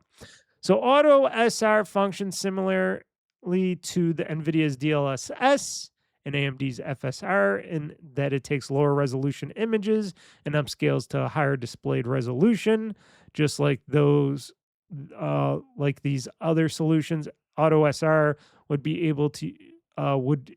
using an AI model to upscale your games, but instead of using special cores in the GPU, and it's using the Xbox Ally X's NPU. So your neural processing unit, your AI processor. So because the new Asus ROG Ally X, mine, has one of those NPUs in it, and it has the neural processing unit. It does all the AI stuff for that. That's what that chip is going to be used for instead of just sitting there as an extra cost to people like me that bought this device. So that's what they're saying. So unlike AI upscaling other AI upscaling methods, Auto SR should work on pretty much any game because it isn't implemented on a per game basis like DLSS. Auto SR works at a driver level, so potentially any game running with DirectX should be compatible. So this isn't still, I guess, in their testing stage. So eventually, because it's in the testing stage now, insider stage, so eventually we, as the people, will be able to have this actually in the near future. We're going to have this stuff. So, according to DirectX blog about the technology, offloading and upscaling to the NPU allows for a larger model, which means greater preservation of detail with a bit of a cost to the latency. Microsoft also claimed that its Auto SR model is more memory efficient than other GPU-based upscalers, which are a bit more demanding on memory bandwidth. This is important because handhelds like the Xbox Ally X don't have a ton of memory bandwidth to spare. Well, I do got 32 gigs in there, right? So, or 24. 24? Yeah, 24. That's a lot, but still, I understand. However, rather just kicking off for everyone using the Xbox ROG Ally X, Auto SR is only initially to be available to folks who connect their handhelds to an external display. That's mostly because the higher resolution of the TV is hard for Z2 Extreme to handle. So game agnostic upscaling should go a long way in making games run a bit faster. Microsoft claims that this new technology can improve 1440p performance by 30%, which could be a difference between stuttering mess and a playable game. So that does sound really good. Let's see here. Allow it to be used on a handheld mode soon. Okay, Microsoft will also allow this to be used on a handheld mode soon. There are more than a few games that don't exactly run super well at 1080p on the Xbox Ally X, after all. But when this does become available, when this tech, this auto SR tech is actually available and it's out of um, the internal insider build and it comes to us as ROG Ally users, I will do a video of it. I will do a video of it. I wonder if you can just turn it on and off or if it's something that's always on. I'm pretty sure you'll be able to turn it off, but I will do a video because I even said I was going to do more games capturing from my ROG Ally X, and I haven't done it.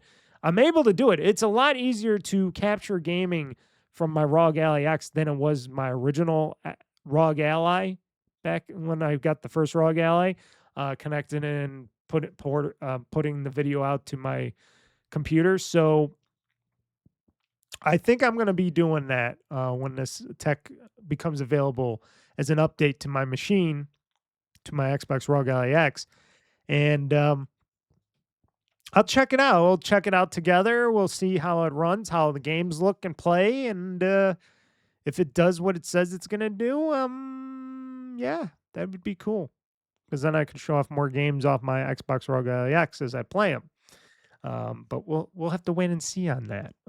Like I said, I'm not an Xbox insider. I'm not going to just become an Xbox insider again just because of this. You know, I did that. That's a young man's game now, and I don't got the time and energy to do that now. Maybe if I was retired, sure. But it is interesting, and it gives that NPU in devices that have NPUs, because you know this is going to eventually go to regular PCs as well that have NPUs in them. But for the ROG Ally X, because that NPU isn't being used for anything else, I don't use the AI shit for anything. At least that chip is going to get a workout in the future. So that's cool. That's cool. I like it when all the chips are being used in my devices. All the chips. And talking about chips, unfortunately, Samsung has some bad news for all of us going forward into 2027 and beyond, as they say. Now, note, this is just coming from Samsung. I know there's very few companies that make RAM and storage and stuff out there, but they're one of the leaders out there that do this kind of stuff. And you would think they would know something about this this RAM and RAM shortages and stuff like that. And this makes me think, oh boy, we're in for a big ride down the road in the near future, because yeah. And that means for consoles, new PCs. If I want to build a new PC, hopefully I'll just wait and wait until this stuff really becomes something that we don't have to worry about. So apparently, according to Samsung, states that RAM shortages will soon worsen in 2027 and beyond. So they're predicting 2027 and beyond for these RAM shortages. And I'm like, oh no. Coming from the source, oh no. We've long known the ongoing memory shortage could last several years, even though RAM prices dipped a little bit, but that was a false alarm. And now there is more signs that the shortage won't be going away for a while.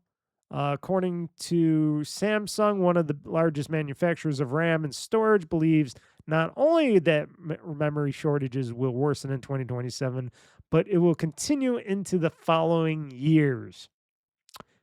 Years, people. So Kim Jae-jun, sorry for butchering your last name, Jae-yoon, executive vice president at Samsung Electronics, is reported to have told analysts that based solely on orders the company has received for 2027, the gap between supply and demand for memory is likely to widen even further in 2027 compared to this year. Now, no, this is all because of not the war, not the tariffs, not the stuff, but because of course, the main culprit, AI. But if something happens and AI just crumbles and falls in the next year or so, then maybe it won't be as bad as Samsung is predicting. Because if they're not going to purchase the rest of that or not use the rest of it, then, Samsung and everybody else has to think about where they're going to ship and use their RAM in the future. So basically, they're saying it's going to be a shit show going forward beyond 2027. For Samsung, however, the memory shortage has been a huge success. Operating profits for the company's semiconductor division reached nearly 53.7 trillion won. That's 36.5 billion in US dollars. In the first quarter of 2026, a 49-fold increase over the previous quarter. This makes you think that maybe Intel should have maybe pushed a little harder and made more memory and stuff at their fabs and stuff like that, which they could probably still do. I'm just saying, chips and memory that the Intel could take as they're still struggling, which is weird to say nowadays because Intel was so big and dominant back in the day when I was younger. And I hated them then too because I was always AMD guy. Not that I don't have any Intel computers. I do have, I think, one somewhere. But I always liked AMD better because they were the scrappy, young, upcoming CPU brand. But yeah, I think for me, I think if, Intel could definitely try to capitalize on this if they can do something with their fabs and stuff and change it into making. I know that sounds not like it could be possible, but if they were dedicated, they could do the chips and and the memory and stuff like that because that's what they used to do, and they used to do at their fabs. But I don't know who's running things over at Intel. I don't know how they're running things anymore. And it's just like, yeah. And it could have eased, at least here in the United States, could have eased some of this stuff. But we'll have to wait and see. Will Samsung be right about this? Will others take over? Will there be new competitors in the market in the future? Because, if everybody keeps saying, oh, the RAM shortages are getting worse and worse and worse, it's not like they're going to, and I know people say, well, nobody else wants to do it because it's hard to do. And, it takes time to implement and start up these fabs to make all this stuff. But, and then when the supply chain gets too dense, it's not like they're making much money off of it.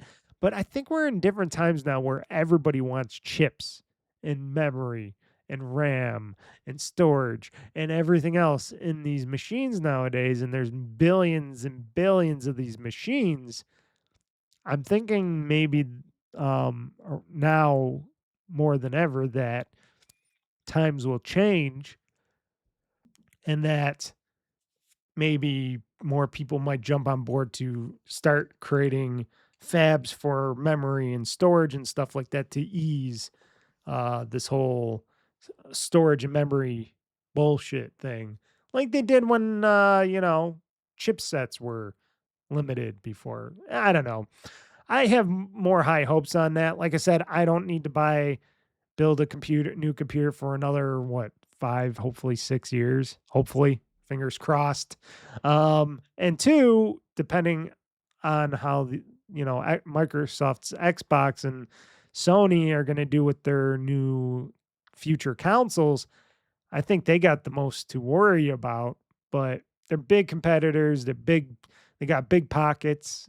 So we'll have to wait and see. I don't know. I think it's all a bunch of propaganda that they're just trying to get people scared so they could buy more or whatever, pay higher prices on their products and stuff. It's all a money making machine because when you're making a ton of money at a certain time, you want to make more money. And if you're going to be making more money, then hell yeah. And this other story here, Japanese dev states that they can't afford to make Xbox ports with limited manpower. Talking about how, there's not that big of a market in Japan, how the Xbox gaming brand has consistently struggled to gain a foothold in the region, and that it's smaller studios, it's harder for them to justify porting their games to the Xbox and stuff, which like I was talking about before when Asha Sharma and Matt Booty and people were talking and writing their exposés on all this stuff that is going forward in my Xbox in the Xbox gaming division. Maybe this new Helix machine will solve their problems, because if it's going to be an Xbox PC machine and at Xbox gaming studios and Xbox gaming, they're going to try to make it easier. And we've been hearing this before, but they're trying to make it easier for people to get their games available for on Xbox and make it easier and limit those loopholes and try to get the coding easier for them to just be able to, oh, this is a PC game. Oh, it could easily go on Xbox and vice versa. They're trying to limit that stuff. So people like these little devs over here will eventually be able to just put it on, port it and put it on an Xbox without doing much at all, which means they don't have to hire more teams. They don't have to hire special people to do it.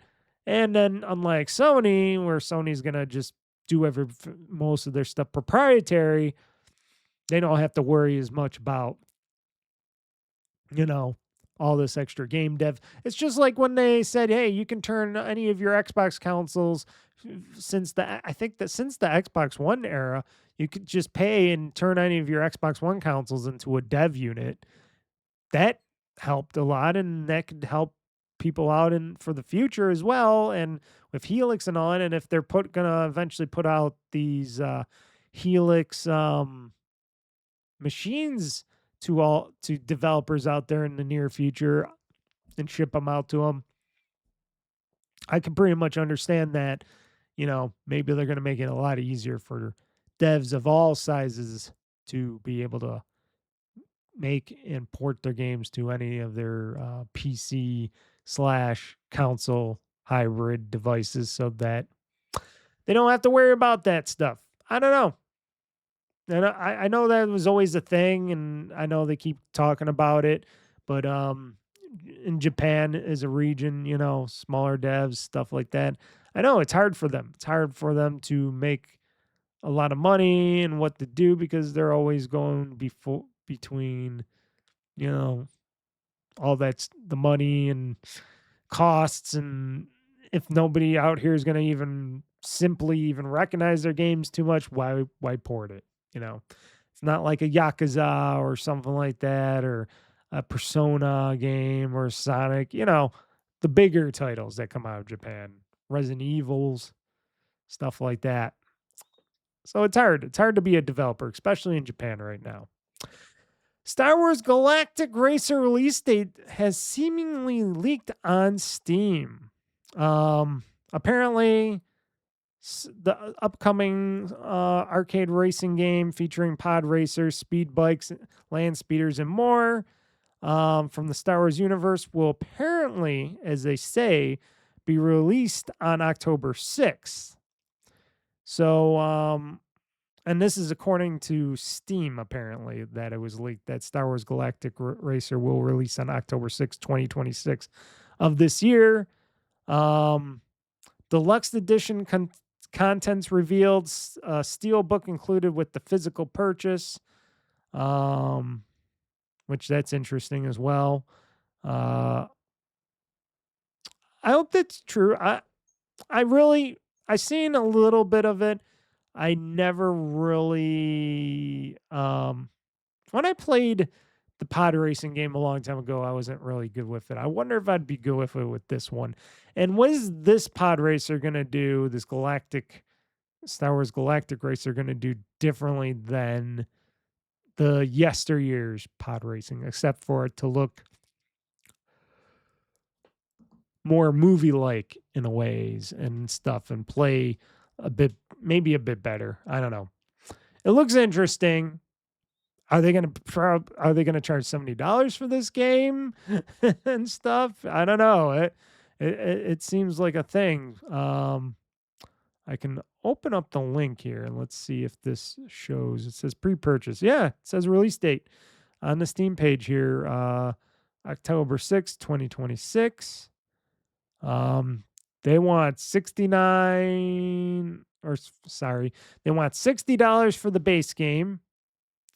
And then they want $80 for the deluxe edition for Star Wars Galactic Racer. So $60 and $80. Whew.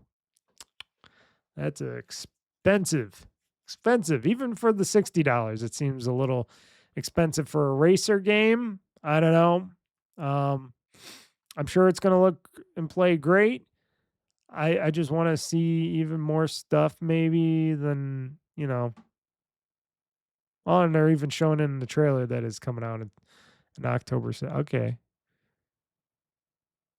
Okay. It's going to be interesting.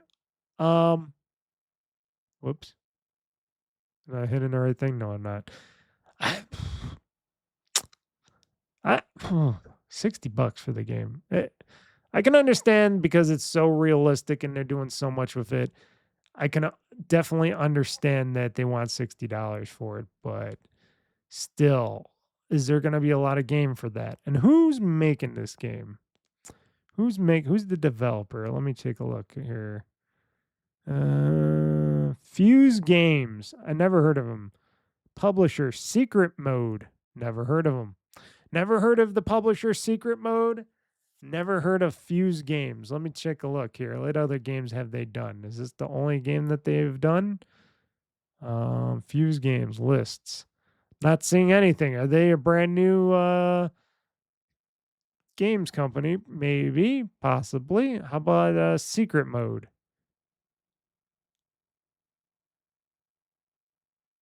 Huh. Not seeing nothing at all.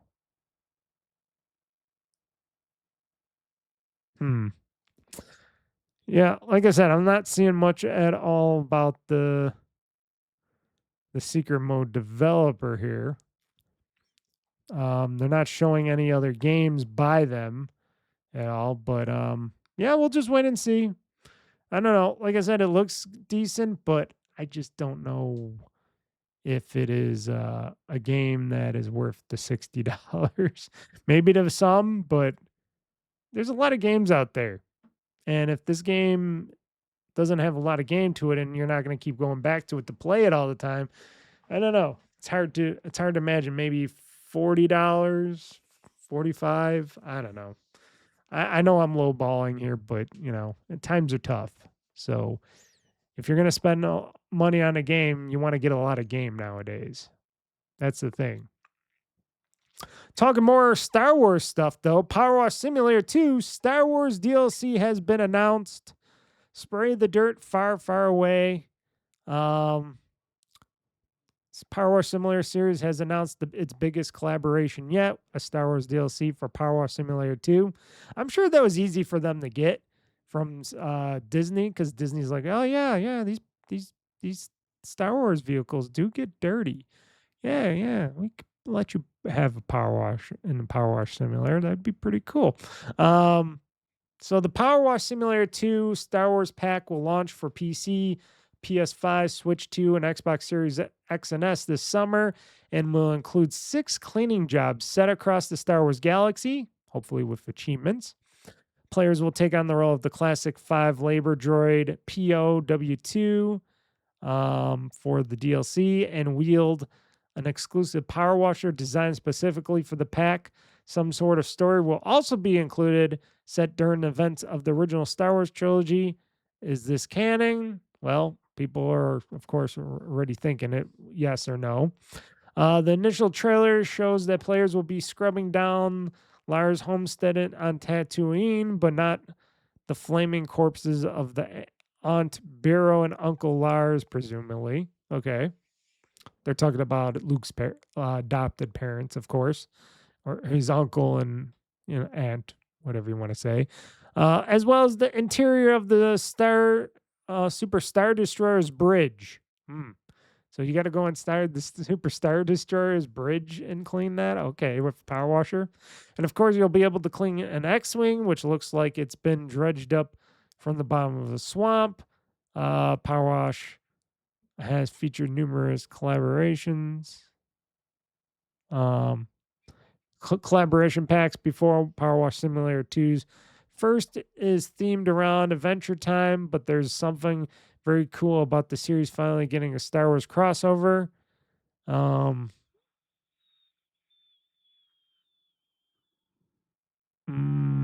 Reading more on this thing. Yeah, yeah, but I think that's pretty cool. I'm interested in power washing a whole bunch of stuff in Power Wash Simulator 2. And I still haven't finished that game. I still got a lot of power washing, I guess, in Power Wash Simulator 2. I would guess. But once I'm finished with all that, you never know. Maybe this might intrigue me to purchase this DLC just for that. And hence, another reason Game Pass is awesome, because even if I am playing or played through a game, like if I play through Power Wash Simulator 2 and they're going to sell some DLC, I might actually buy the DLC to that game, because I'm like, I played the game already. I'm done with it. I'm not going to go back to it. But now they got some DLC that I can earn some extra Chivos on. Why not?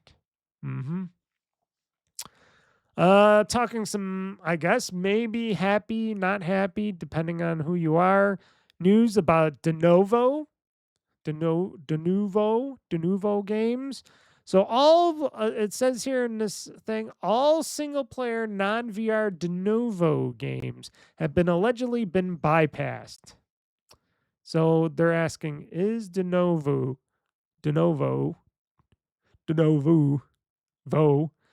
I think it's right? De Novo. Yeah, De Novo. Is it useless now?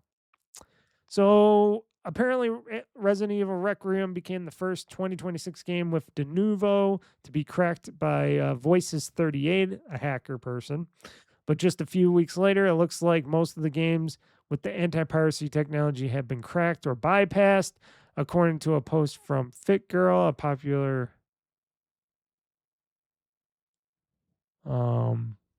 let's see here, I'm trying to read. A popular game repacker. So Fit Girl, a popular game repacker. All single-player non-VR games have been either cracked or bypassed.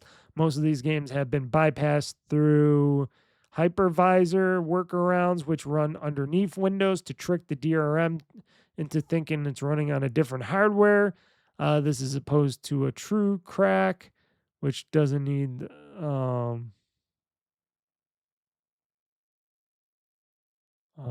just thinking here, sorry. Reading. This is opposed to a true crack, which doesn't need any kind of risky workaround to run. While these hypervisor bypasses are dangerous because you don't know where you're getting your code and stuff from, if you're not making it yourself or writing it yourself, that hasn't stopped people from using them to pirate games much earlier than they otherwise would have been able to. After all, Pragmata had a hypervisor bypass before it even came out. In a statement to Torrent Freak, De Novo parent company Ardetto claims that it is still working on a countermeasure, while warning that the new cracks are a security concern. Well, isn't your software a security concern because it's running underneath Windows on a very low level, and if something's hacked, like they've been hacking around your De Novo anti-piracy tool, that could cause some security issues for people's machines, which frankly would be your fault because you're the one putting this software, this spying lockdown software on people's computers for games, possibly. And they talk a little bit about, how De Novo is slowing down hardware stuff and all that. Yeah, I never cared for these these piracy kind of things, these anti-piracy software and stuff like that running it. I know I got one from Rockstar Games for like their Grand Theft Auto games and such, where it's like, oh, you got to install this first so you can play these games. And it's like, Okay, this game's been out for how long now? When are you gonna release that? Huh. Otherwise, I think maybe just let these people sell their games on the storefront. And a lot of people say, hey, if these people aren't gonna buy your game in the first place, then they're never gonna buy your game anyways, because they're just gonna go ahead and crack it and put it on. So and play it and give it away because they weren't intentionally gonna buy the game in the first place, which frankly I see and hear a lot of people doing that. And also there are other ways besides this de novo shit that they could have did or are implementing and learn how to circumvent stuff.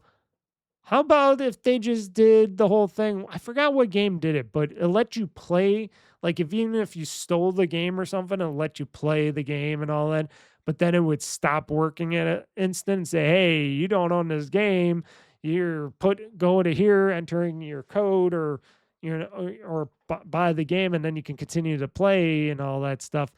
I do like that concept when games do some creativity stuff like that to not let them hack them and stuff like that. That seems more plausible. We used to have game keys back in the day, folks. Remember, we used to have for PC games. I remember a lot of my PC games, like most of them, all had these 25 character key codes, or I'd just enter it in. They would hit ping a server, and then I'd be able to play my games. That is something that could come back in the future. Unless they want someone to have a Spectra. Yeah, that's what they should do. Because like I said, back in the day, had a lot of game key cards, and nowadays you can just get them digitally on your phone and ping them and save them and whatnot. If you want to play a game, phone, bing, there you go. You're on. You're good. The game is digital and downloaded now. Now it's just like, the Wild West of PC gaming. Oh well. Yep. Oh well. So, next in the news, apparently PlayStation addresses the PS5 DRM concerns, talking about more security in keeping games from being ripped off and so on, or circumvented. Concerns in the new statement. So, basically, they talk about PlayStation has stated that has broken the silence on the drama surrounding the DRM concerns with the PS4 and PS5. If you didn't know, reports were popping up online about a quiet but controversial new change being introduced to the PS4 and 5. Players noticed that new game purchases had a 30-day clock that would require an online check-in for older to check in order to keep using them. Essentially, this would mean if you played a PS5 offline for over a month straight, your digital games may be rendered unplayable until you went online to authenticate its license. I thought this is all stuff that we had already for a while now, especially in the Xbox part. Let's see here. I'm trying to look at stuff while I'm reading other stuff that I shouldn't be. This would mean you played your PS5 offline. Yeah, I already talked about that. Naturally, this sent players into a frenzy, of course. This was exactly the kind of DRM that Sony roasted Xbox over back in 2013 ahead of the PS4 and Xbox One's respective launches. And Sony confirmed, or the PlayStation confirmed, that there is a one-time check-in to confirm the license, but beyond that, players won't experience any interruptions. That seems weird. Seems like a weird statement to me. So why even bother have it if they're only going to let them check in once? How about you check in once and then they can go do whatever else they could do? I don't know. It doesn't make no sense to me. Why have it at all then?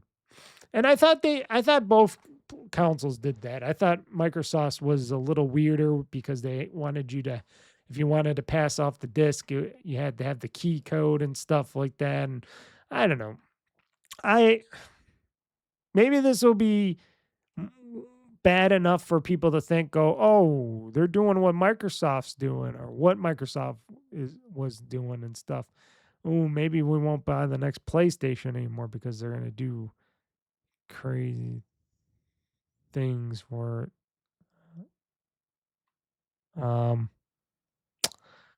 I don't know. I think this could be, for me, in the darkest of times, and me thinking darkly about all this stuff. I think if Microsoft could capitalize on this kind of stuff, of what's going on, because Sony took a little while to get back to people about this, and I was reading this over and over again. I'm like, oh, what's going on over the PlayStation side? Oh, DRM, I thought they had that kind of stuff because they had it for the Vita. Because I have a Vita and a lot of my games were locked after a certain amount of time, and if I didn't have my account. And another thing, I thought the games were locked to your account ID and stuff like that, but I guess not. I don't know. That's weird to me, but I always thought that, hey, I always thought that I'm trying to think. My brain is becoming useless right now as it gets longer in this podcast. I always thought that, because they made it so, remember that whole thing where they're handing the guy a disc and that's it, and that's it. Microsoft should just capitalize on this. Say, hey, we're not really doing that. Because, on the Xbox side, they're like, hey, cross-platform this and that, cost generation. You keep your game, you buy your game, you keep your game, blah, blah, blah, blah, blah. What is all the Sony stuff all about? If they didn't really want to mention it right away, then they come out and say, hey, yeah, we understand and we approve this. And yeah, I think it's going to be one of those things. I know that doesn't address anything because, like I said, I'm getting a little tired right now. It's almost time for me to get to bed. But yeah, it doesn't sound good for Sony. Sounds like they're making some mistakes or they're doing stuff behind the scenes that they think they're going to not get caught with. The whole beyond the console thing. The whole, the store surge pricing that's been going on behind the scenes where they're changing prices, making them cheaper, higher in certain places, doing that thing over at Sony, at PlayStation. And now you got people seeing these check-ins and stuff. And if you don't check in for 30 days, you can lose your game and so on and so on and so on. Yeah. Enough of the silence. Yeah, I don't know. And plus the lack of first party games. And I know people are going to say, well, they're going to get back into making more first party games. Yeah, that's going to take a while. And like I said, I don't want to harp on Sony, on the PlayStation in general. Well, actually, I do want to harp on Sony and the PlayStation in general. I just don't want to harp on the PlayStation fans that love their PlayStations and love the games because they just want to play games. And they're not getting those games unless if it's coming from Microsoft or somebody else. But crazy times we live in. You know what else is crazy? Mind's Eye, which I never played. Unless if it comes to Game Pass, I probably never will play it. So that might be a given right there. But Mind's Eye releases the new blacklisted update and gets permanent price drop, which the permanent price drop is still really high and stupid. So apparently Builder Rocket Boy, the developer of the now independent publisher of Mind's Eye, has released a major new content update for the controversial title, which allows fans to play as Julia Black, a world-class assassin, on a mission in Red Rock City alongside the April 28th. What is that? The April 28th update. Builder Rocket Boy has also permanently lowered the price of Mind's Eye across all platforms. The price cut has taken immediate effect in brings the cost down to $34.99, so $35 across the PlayStation, Xbox, and PC. Still way too much money for what that game is worth. maybe even at $5.99, that still wouldn't be cost effective for most of us.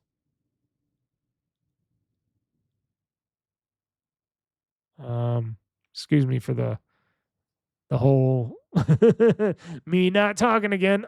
Like I said, blacking out and just looking at this. So I'm just reading here. So some of these news stories just keep going on and on and on. Weren't they supposed to do like a special DLC that showed how that whole fake internal sabotage was going on? Weren't they talking about something like that? That game, I hear so much about the game. I never seen anybody play the game much at all because it's so bad, I guess. But yeah. So, okay. So fans can play as Julia Black, who is a world-class assassin on a mission to Red Rock City to eliminate 2 key targets. Black works for the Meridian Agency, which is simultaneously being attacked from outside and within. Players must make use of Julia's many skills to infiltrate a criminal sabotage. And available to download right now on all supported platforms. The patch also includes some further improvements and bug fixes, the details of which can be found in the official 7.1 patch notes further down. Okay. I don't think there's anything else. I think this game is just funny that it's funny that they keep doing this stuff. I feel sorry for the people that are making this game or working still on this game to keep prop it up and stuff. I don't know what else they can do. I don't think they can just cut and run. I don't think they can just say, "Hey, yeah, we're gonna start working on something else," because maybe this is their only game and then they're done after this. Who knows? I'm gonna take a drink here because my throat is getting dry. I got tea. Beautiful tea. Build a rocket boy. Horrible name for a company and apparently horrible leadership. So for the Steam machine from Valve, I think I talked about this a little bit before. If not, they're waiting for the price to be right, apparently, right now, because, hardware, memory, storage is super expensive right now. That's basically the main thing. And even though they delayed it, they were talking about bringing it out, but maybe that's not going to happen. I have a prediction here, and just looking at this, and I'm looking at this, and even though there's people that are very interested in this little box, I'm looking at it and I'm like, I don't think they're going to ever release this. I think they were going to release this, but now with all the RAM and storage costs going on, and that they got another thing called the Steam handheld, the Steam Deck and stuff like that. And that they're working on a next gen Steam Deck and all that. Maybe, possibly, they might not release this. I know that sounds like a bummer to everybody, but in my head, looking at this, how much, and I know they put a lot of effort and time and they did all this stuff, and they're not the biggest players in this industry with this stuff. They make this hardware they get this hardware made as best as they can to outsource and do all that stuff, but they're not the biggest players. They're not like a Microsoft or a Sony or a Nintendo or anybody like that. They're Valve. They're more of a Steam company. They're a software company mostly, even though they don't make their own software anymore too much, but they make software, like Steam and all that, Steam OS and all that stuff. But hardware is not their main business, and depending on cost, even I would think Gabe Newell would be like, why don't we just cancel the Steam Machine project and we'll just we'll put out the Steam controllers that are coming out to be $100, which I think is ridiculous for the Steam controller. And I talked about that, I think already, that I don't think that's a good looking controller. I would never want to play on this kind of controller. It just looks really awkward with the 2 touch pads on the bottom and stuff. It looks, and then you got the analog sticks all the way up. So you got to be like, you holding it, you got to be like, no, not for me. I don't know. It looks so awkward. And I understand for PC gaming, it might be okay, but I got a keyboard and mouse right here. I got a mouse right here. I'm fine with this little laser mouse right here. Fine with that. I'm fine with my keyboard. I don't play on my TV, and if I play on a TV, like I said, all I have to do is whip out this thing and play my games on a TV, either PC or console. And like, I know people say, well, you can't play on your TV with a keyboard and mouse. And then I'm like, well, I could, but I usually just want to play with the computer in front of me. But if I did want to just play my PC games in the living room on my big screen TV, all I'd have to do is buy one of those lap. Like I said, I got the couch right there. All I'd have to get is one of those lap tray tables. Then I could sit back and relax and get the nice cushiony thing on the lap tray tables that they make, that they design. There's ones that are purposely made for keyboard and mice, where you could just lay there, sit there, and you can just do your keyboard and mouse and right there with the lap table on your lap for this kind of stuff. So I don't think it's really that hard to think about it. So $100 for that controller, but I don't know, that Steam Machine, it's got to be way over $1,000. And I think that's what they're saying. They're like, ooh, it's going to be over $1,000. How many of these we're going to sell? Are people going to really be, is it going to be enough? And if they wait too long, then, same thing with technology going out or whatever. I don't know. I really think the Steam Machine might be vaporware right now. And it's not because they don't want to make it. It's just they can't because of the RAM crisis and the storage crisis and prices and all that stuff.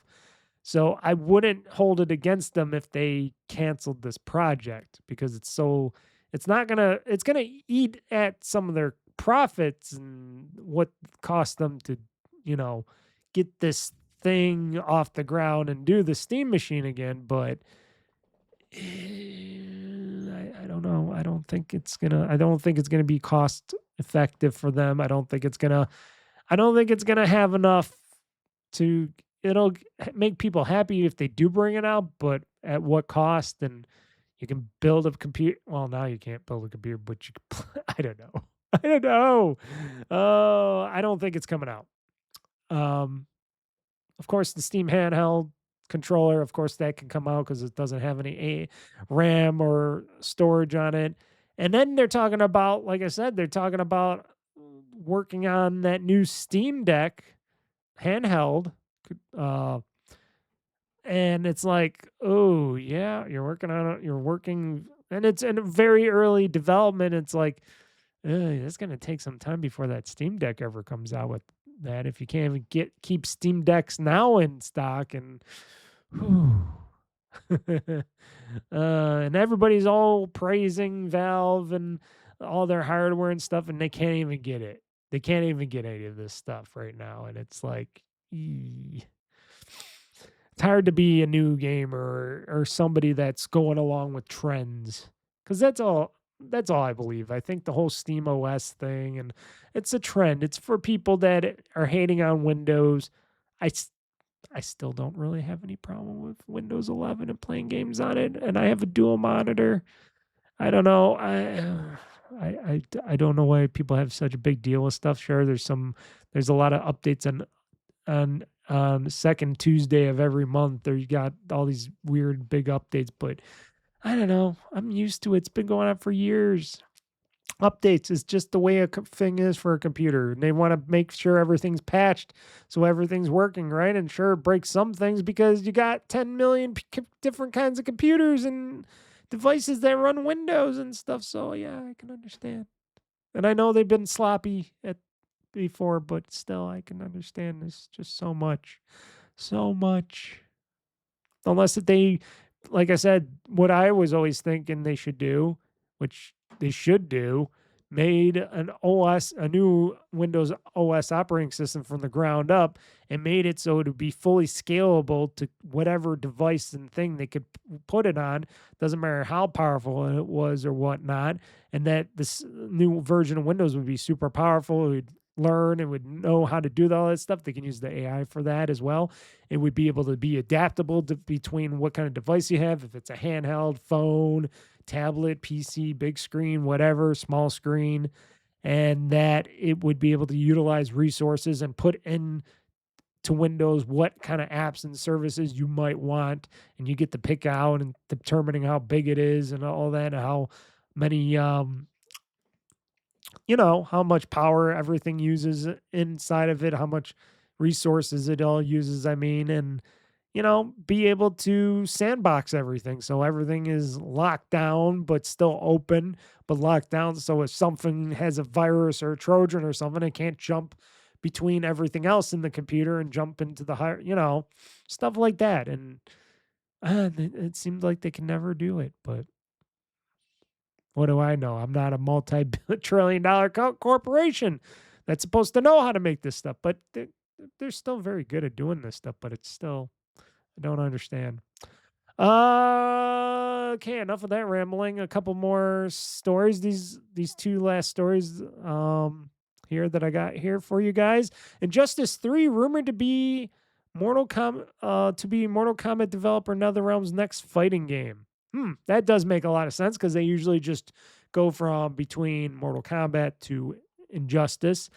I liked both the first and second Injustice games quite well. I would definitely love a third Injustice game. That would be a great game / anime. They said it's been nearly 3 years since Mortal Kombat 1 came out, but developer NetherRealm has yet to announce the next game. However, some time now, fans speculated that Injustice 3 could be the next game in its DC fighting game franchise in the works at NetherRealm, depending on how that whole Paramount Warner Brothers merger is going to go and how everything else is going at Warner Brothers right now, which seems pretty fucked, but okay. What's this person? I don't know. This individual, I can't, I'm not even going to read it. It just says, rumored to be reported that Injustice 3 is in active development in NetherRealm, having spotted an exploit mention of the game on a resume of an undisclosed artist currently working at Warner Brothers Games.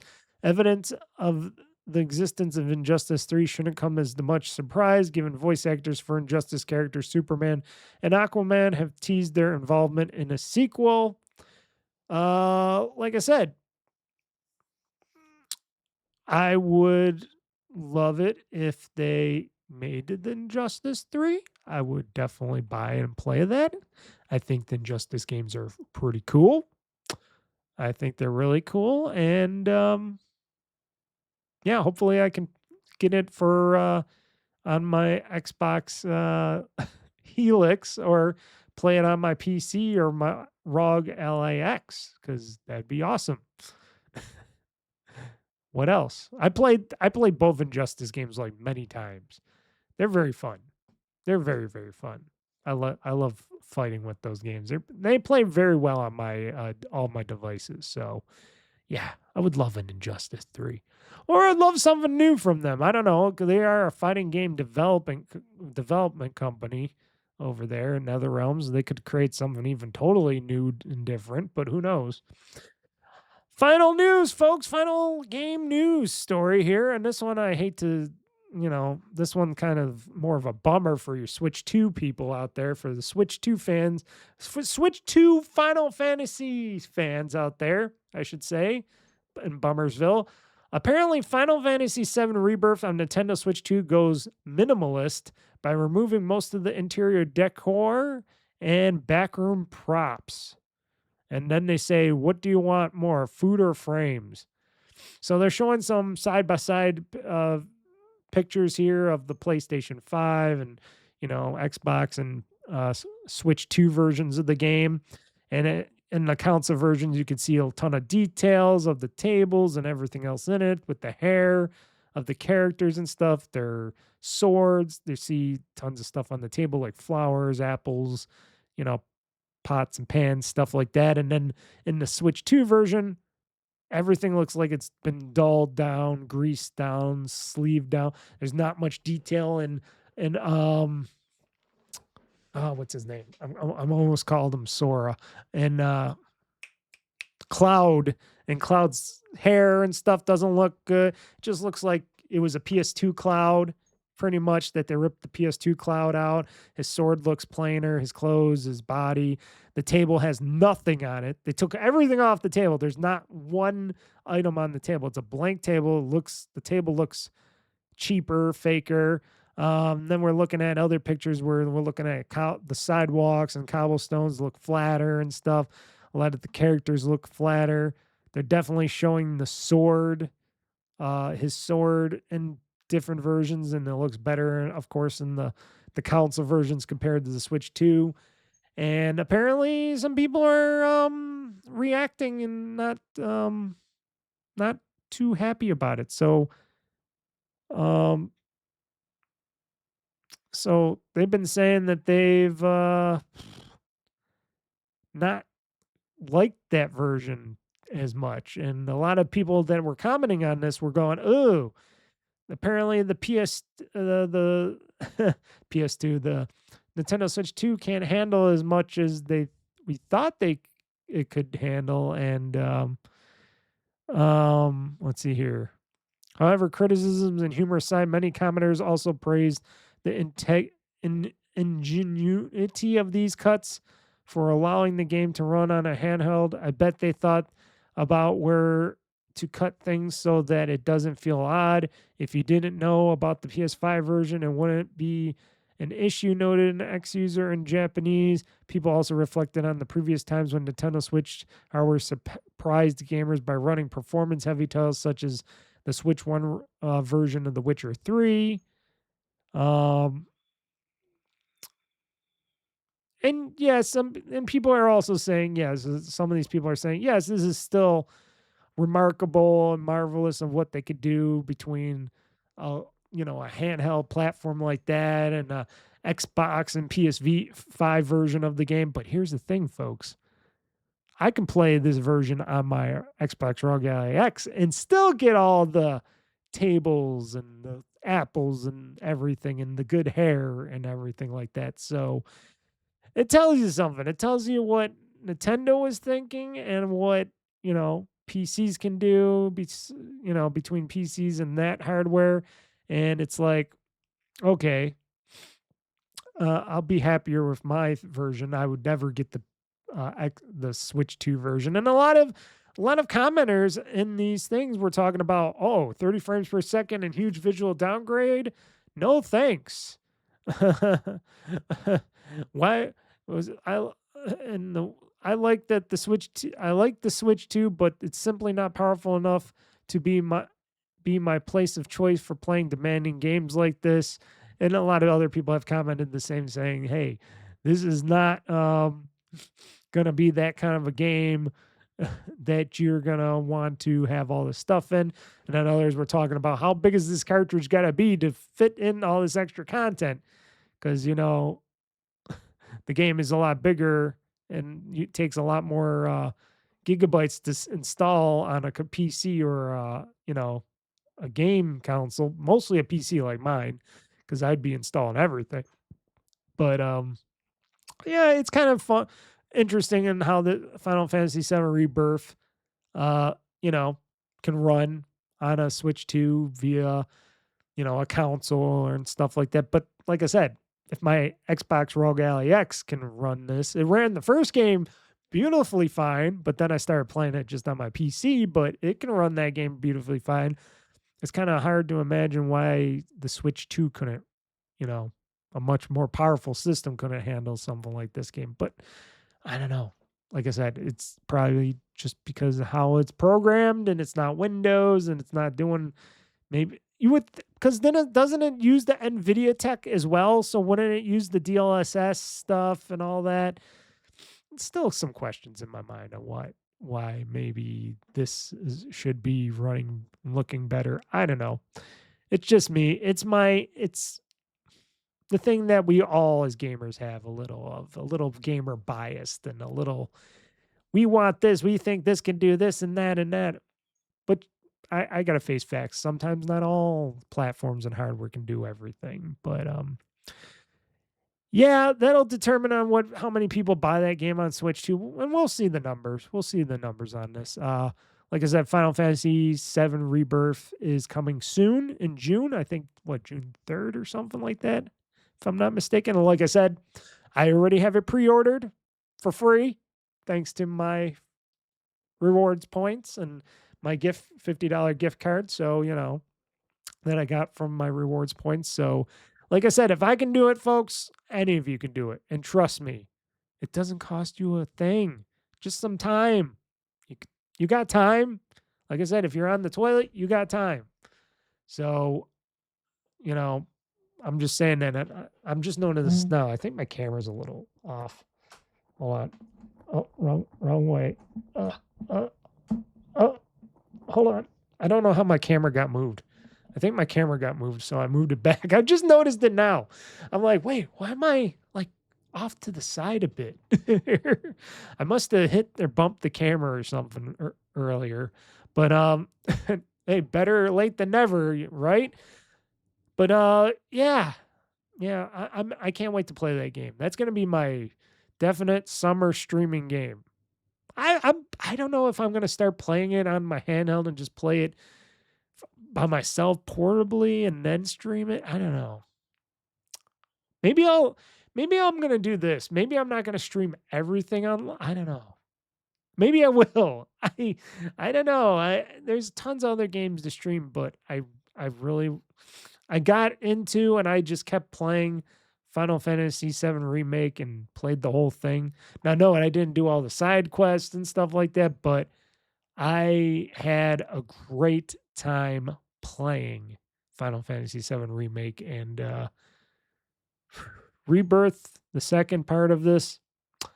I'm pretty sure I'm going to have a fun time playing this as well. And we'll see if I stream it all or I don't, or I stream some of it and then I go back to playing just, by myself because that seems to be what I do.